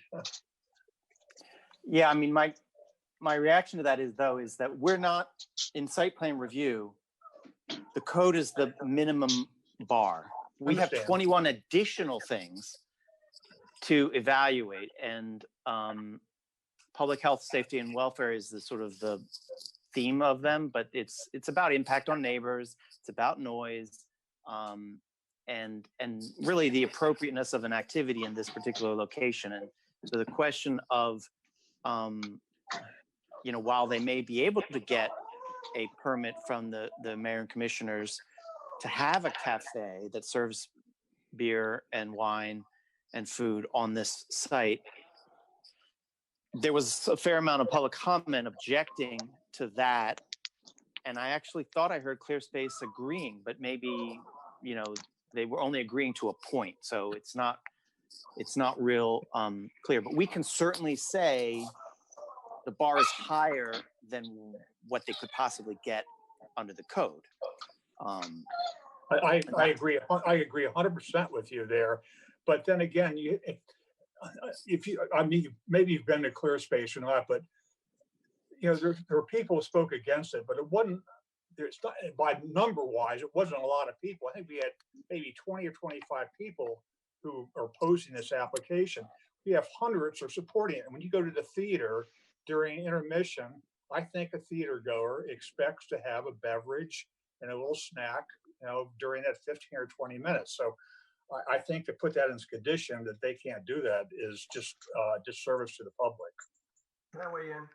So I think I heard Mr. Paulson say that they operate under a gathering license. So a gathering license will not allow an ongoing business to continue to sell during normal business hours, 10 hours or 12 hours a day. So it's for limited events is a gathering license. And I think that's the distinction between a cafe, which is an ongoing business during normal open hours, where you could walk in at any hour of the day and get a beverage, get snacks. Here it's a specific license limited to performance periods. So I think there's a distinction between a cafe and what they're proposing. Ms. Mata? I agree with you. And in this instance, it's kind of similar to the noise ordinance, right? There's already something established by the city. The gathering license, I think, is actually a state rule of. So I believe we're covered under that. But wait a minute, if we all agree that they're only going to, use it like they currently do under a gathering license, then it should be easy for us to agree that this will not be turned into a cafe by this owner or any future owner. Well, I think we have to be careful of the definition of a cafe. We have to maybe be specific that a cafe or that they're allowed to serve, beverages and candy or something like that. I'm just afraid that the definition of cafe could change. Someone would come in and say, well, it's a cafe because they're selling food and drinks. And the definition of a gathering license could change too. So I think that it's problematic here. So we have Mr. Kaufman and Mr. Weber, and then Mr. Paulson would like to come back if we'll have him. So this is another one which is easily handled, I think, in conclusions and findings. It's very easy for us to find that the gathering, the way they're going to operate is under a gathering license and not a cafe, and that it's not a cafe. So, I mean, there are a number of these things which don't have to be specific conditions. They can be findings in our conclusions, which support our decision. So this is another one. I think the office and the educational both are in that category as well. So, thank you, Mr. Kaufman. Mr. Weber? I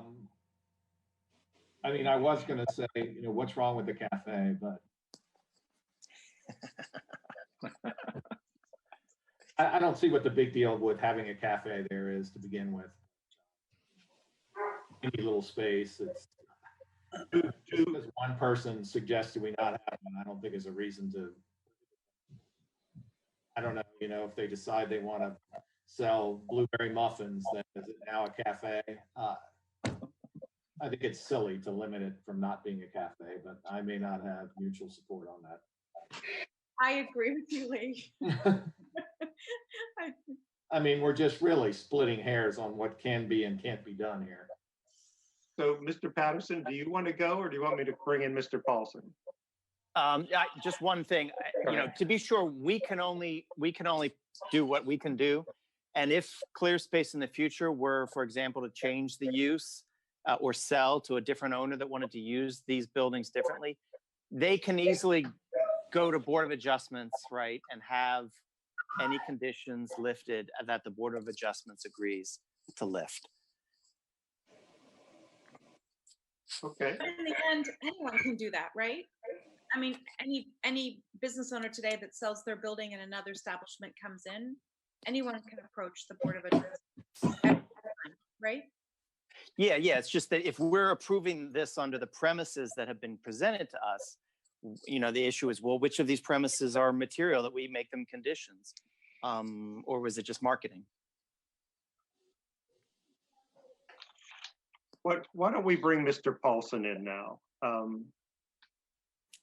Mr. Paulson, I believe you're unmuted now. Okay. Thank you, Mr. Chairman. Okay.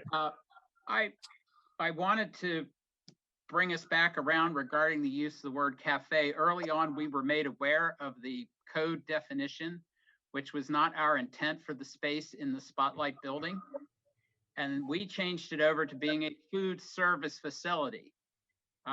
Therefore, we have always had in the model of Juice Box, if you're familiar with them, or Lori's Cafe. It's a small type of operation. It's not a restaurant, etc. And then the operation of the theater, where we would offer beer and wine during performances only, would continue to operate under the gathering license, which does limit our hours to serving beverages, beer and wine in particular, only when we are open and have shows.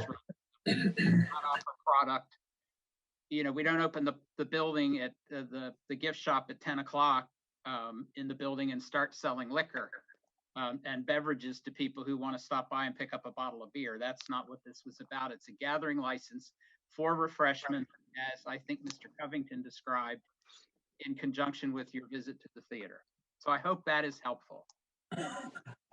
It is. Anybody have a question for Mr. Paulson? No?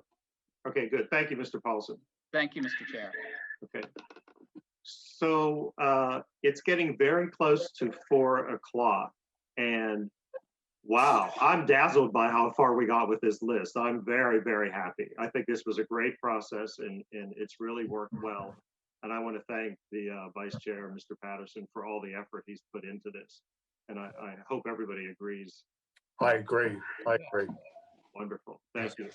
So we will need to have a continuation. So how about if we discuss the dates now, just to get this out of the way. So the dates I'm available, the dates I've been able to obtain are Wednesday, the 24th, and Friday, the 26th. The 24th is 1:30 in the afternoon. I've heard from 2 members already that they cannot make that date. So I propose that we go to the Friday, the 26th, and that since the whole day is available, we start at 10 a.m. if that's possible. So without question, we have a pathway to finish on that day. Enough time to finish, I should say, not a pathway. Any reactions to that? Mr. Chair, you should come back to the people, please. Mr. Evans, we're not to the public comment yet. It looks like you're. We're going to 4:30. I've just decided that the PC would discuss availability now. I switched the agenda. I'm sorry if I confused you. Mr. Chairperson, I've removed him from the room. He's trying to interject into your discussion. Thank you so much, and I'm I'll sorry. go back in at the time of public comment. Thank you so much. Okay, so back to the time. I think we do not want to proceed with 2 members not available to attend. I think we should try to have everybody. I know 10 o'clock is not typical and could be difficult. So let's see if anybody knows that they have a conflict on that Friday. Mr. Bryan? Yes, could we start perhaps at 10:30 or 11? Yes, we could.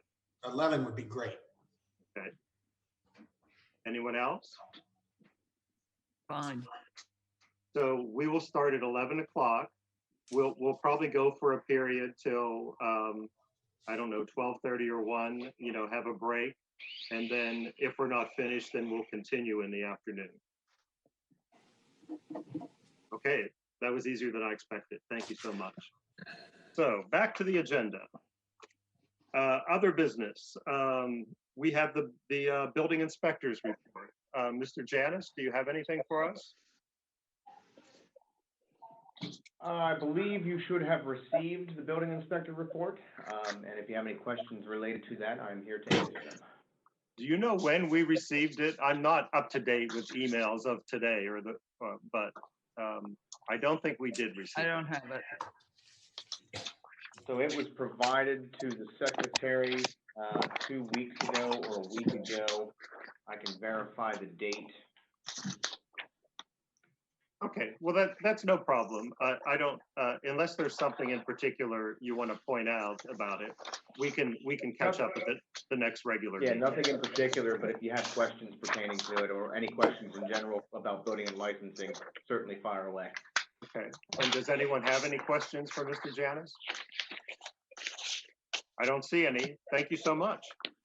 Very good. We'll correct the report to you in the future date.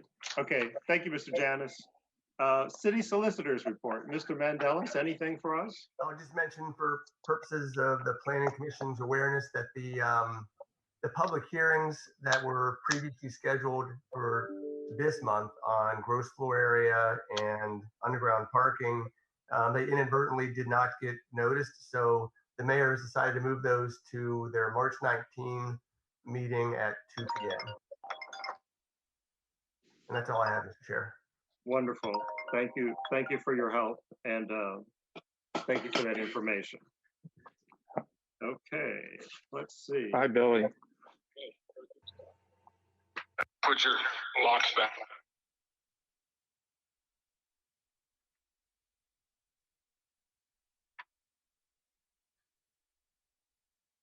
One moment.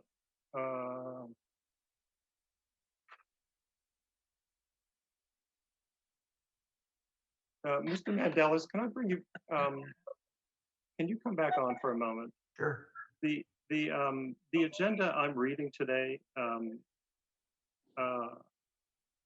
do not see public comments on it unless I printed it wrong.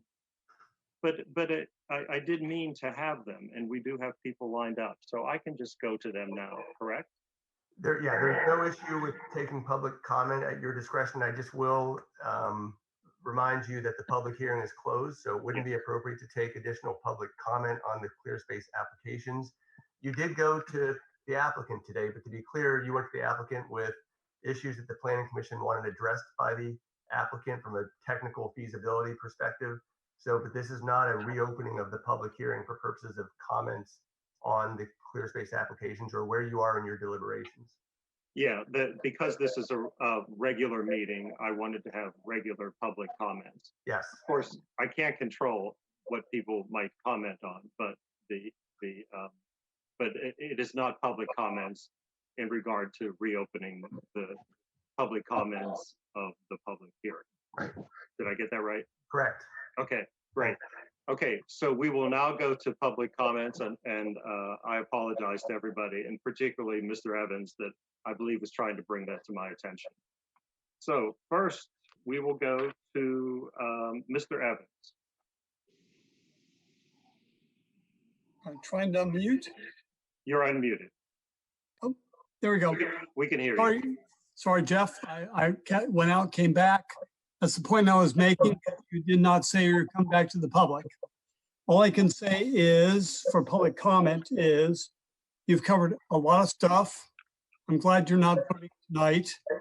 And the only thing I would say is, voting tonight, I would say that you had not done your due diligence with regard to Rachel Macha and her status with the state, with regard to being a neutral person voting for the board. Other than that, you've unveiled many difficulties and many problems with this particular case. And I still not seen all the information from the appellants. The appellants provided to you is not provided to us in the same way. And I know that the people who live around the property have great interest in this. I noticed from what I can see, many of them are not online, but beyond that, I think they're listening. I've talked to many of them who are not here, but number one thing I would say is that Ms. Macha, information tonight provided to this committee should be not listened to because she has not yet been deemed to be a neutral party.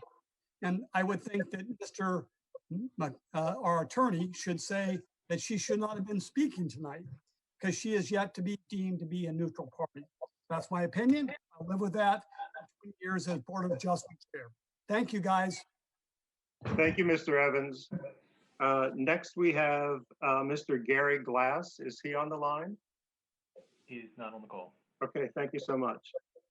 Next, we have Suzanne Good. I believe she is on the line. Good afternoon, Mr. Trunso and all others present. Obviously, you've only informed us with about 15 minutes notice that we're not allowed to comment on Clear Space Theater campus itself. So I'm going to start with some more general problems. It would seem that all of you are working from some sort of master document which set forth, I don't know whether it's 20 conditions, 24 of them. That was never shared with the public. Also, I think Mr. Patterson covered a lot of issues, but I hope it's not by coincidence. Somehow the parking and traffic issues, which are absolutely critical to any discussion of this project, were not addressed. Now, that may resume at 11 o'clock on Friday, February 26th, but I want to put it out there. Because of some confusion, the agenda for today's 2 p.m. meeting has never shown citizen comment. So some of the appellants, including Mr. Harvey Schulman, thought there weren't to be comments and did not request to comment. He actually was hoping to comment in lieu of Ms. Conacy, who has some health issues, although if she has recovered from those, perhaps she'll speak in a few minutes.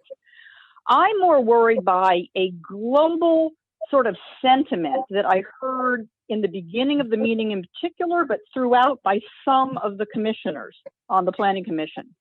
There seems to be this idea that the conditions we need for this massive theater complex at the moment with no on-site parking, which is my major issue, we're sort of asking what Clear Space wants to do or asking what Clear Space can do. And to me, this is a strange approach.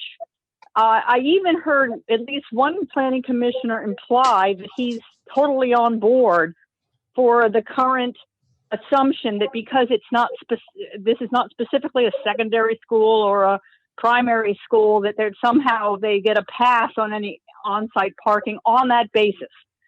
But my major concern from the beginning has not been the summer camps and the classes because they're more sporadic. However, there are quite a few of them. They run continuously from late June until early August, 5 days a week, and probably closer to 7 days a week if one includes the adult classes.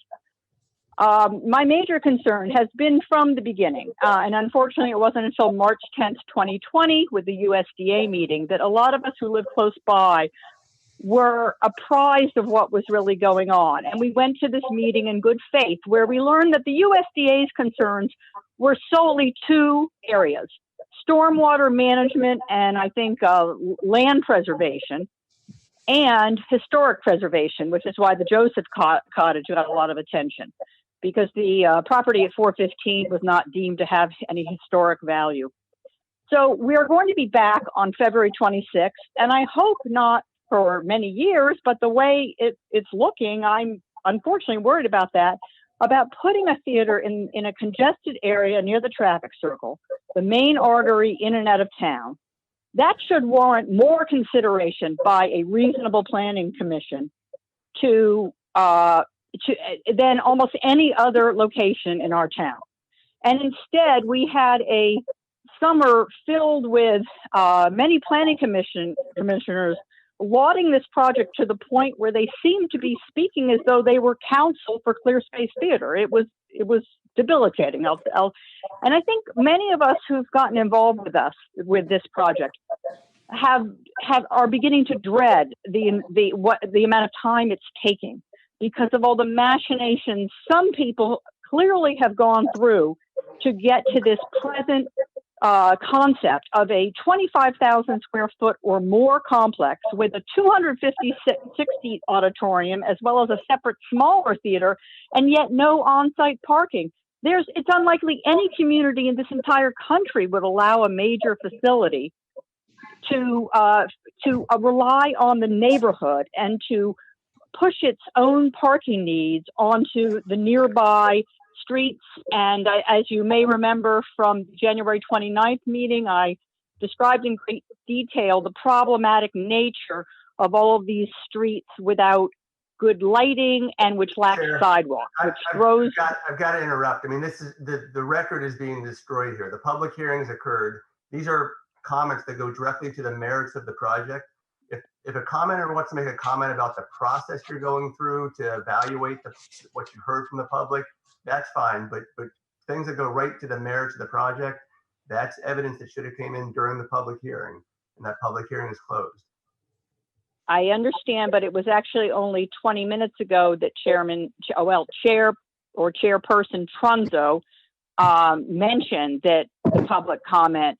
There was also some ambiguity about that, both about whether documents submitted after February 2nd at 4:30 p.m.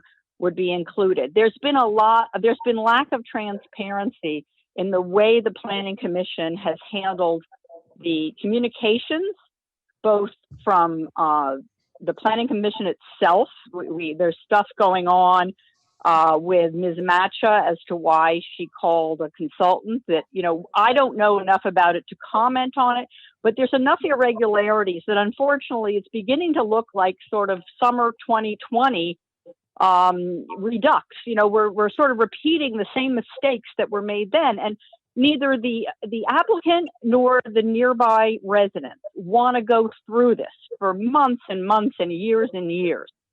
So I advocate a planning commission that takes a getting to yes strategy, or I'm looking at trouble. And my last comment is whether Mr. Patterson would be willing with some of the remaining minutes to go to the parking and traffic on this master document that the public never saw, which put the public at a disadvantage.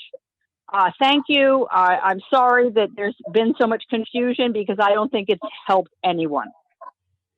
Thank you for your comments. Much appreciated. We will make this document publicly available. Right now that it's been introduced, I think it's appropriate to make it publicly available so everybody's aware of what you're working from. Thank you, everyone. Let's go to Mr. Swift next. Mr. Jeff? No comment this time. No comment? Okay. Mr. Perry?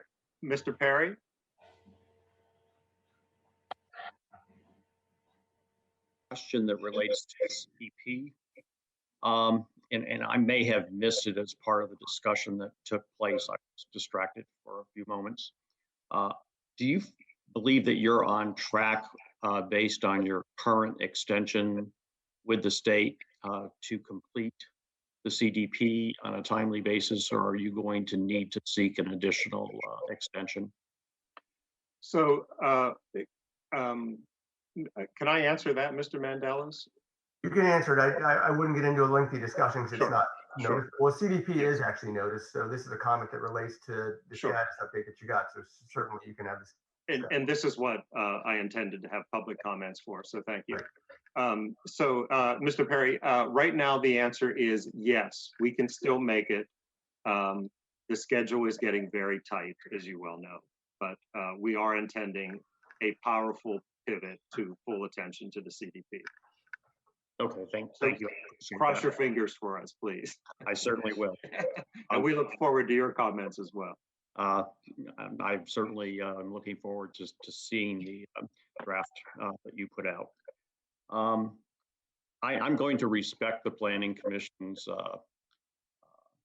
decision, and certainly I will not comment on the merits of the applications. I think it was pretty clear that the record was closed. And I believe the press release that was issued by the chair with respect to the February 5th meeting, which was canceled, but also clarified that comments could continue to be received through February 5th, that the record would be till that time, was very clear, and I think everyone should respect that. Thank you also to all of you for respecting that. It's important for the integrity of the Planning Commission to be respected. Thank you. Thank you for your comments, Mr. Perry. So those are all the public commenters. I guess we should ask the ClearSpace folks if they had any final comments, but I suspect they don't. And do I see Mr. Strange? Do you want to say something, Mr. Strange? Let's go to Mr. Yes, Strange. Jeff, it's really a clarification for me. With regard to, I thought I heard that we were going to be discussing, the subject came up by a member of the public with regard to traffic and parking issues related to ClearSpace. And I was under the impression that that element was going to be discussed at the 26th meeting. Is that correct? Yes, so maybe we weren't clear that we were not, the reason why we needed a continuation is because we are not through the list. There are still many elements to go through, correct? Right, and okay, fine, that because I have a significant amount of comment with regard to that issue in particular. Yes, and we'll have plenty of time on the 26th for all our deliberation. Thank you. Thank you. Okay. So sorry about the little snafu in the agenda. I did not catch that. That was my mistake. We've discussed agenda items. We know what we're doing for the rest of the month.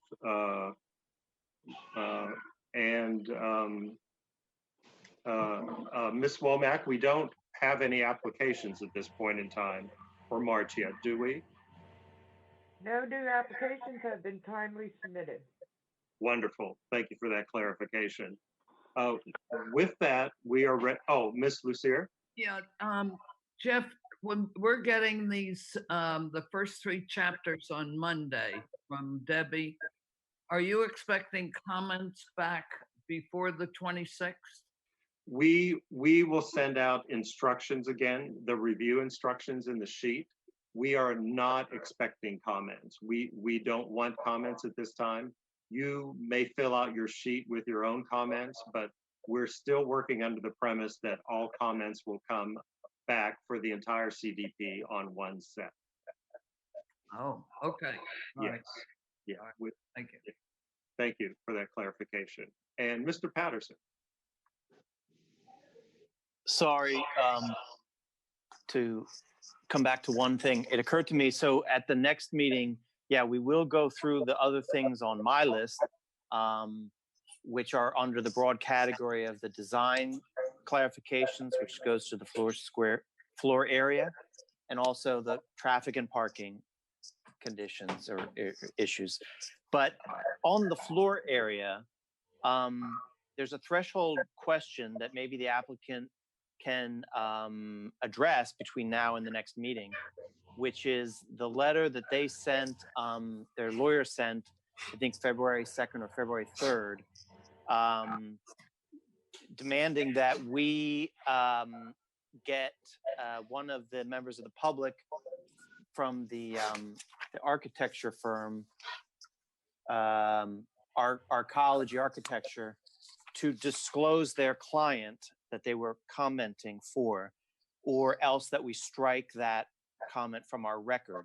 And because the comment is about the floor area issues, before we talk about it, I think we would need to take up that request or demand from the applicant, unless the applicant is withdrawing it based on the clarification that Arcology has submitted, I think, in subsequent to their letter.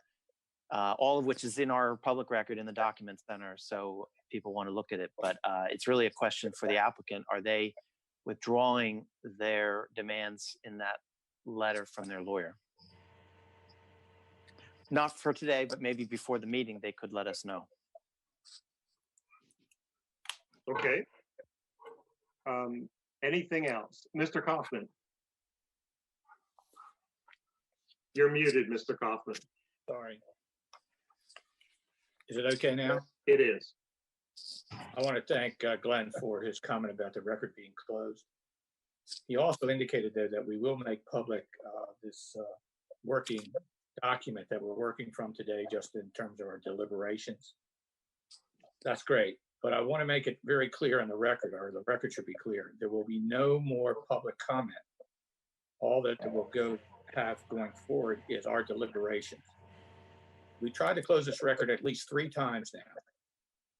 And we had deadlines for when people could submit things.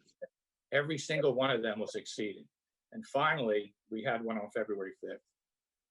It's time for us to make our deliberations and make a decision, wherever that is. So I just want to reinforce what Glenn said. Thank you. Thank you, Mr. Kaufman. I don't see any other hands raised. Maybe somebody would like to make a motion to adjourn. I move. Okay, Mr. Bryan, Ms. Lucier, second. Thanks, everybody. Very successful meeting. I appreciate all your patience and help.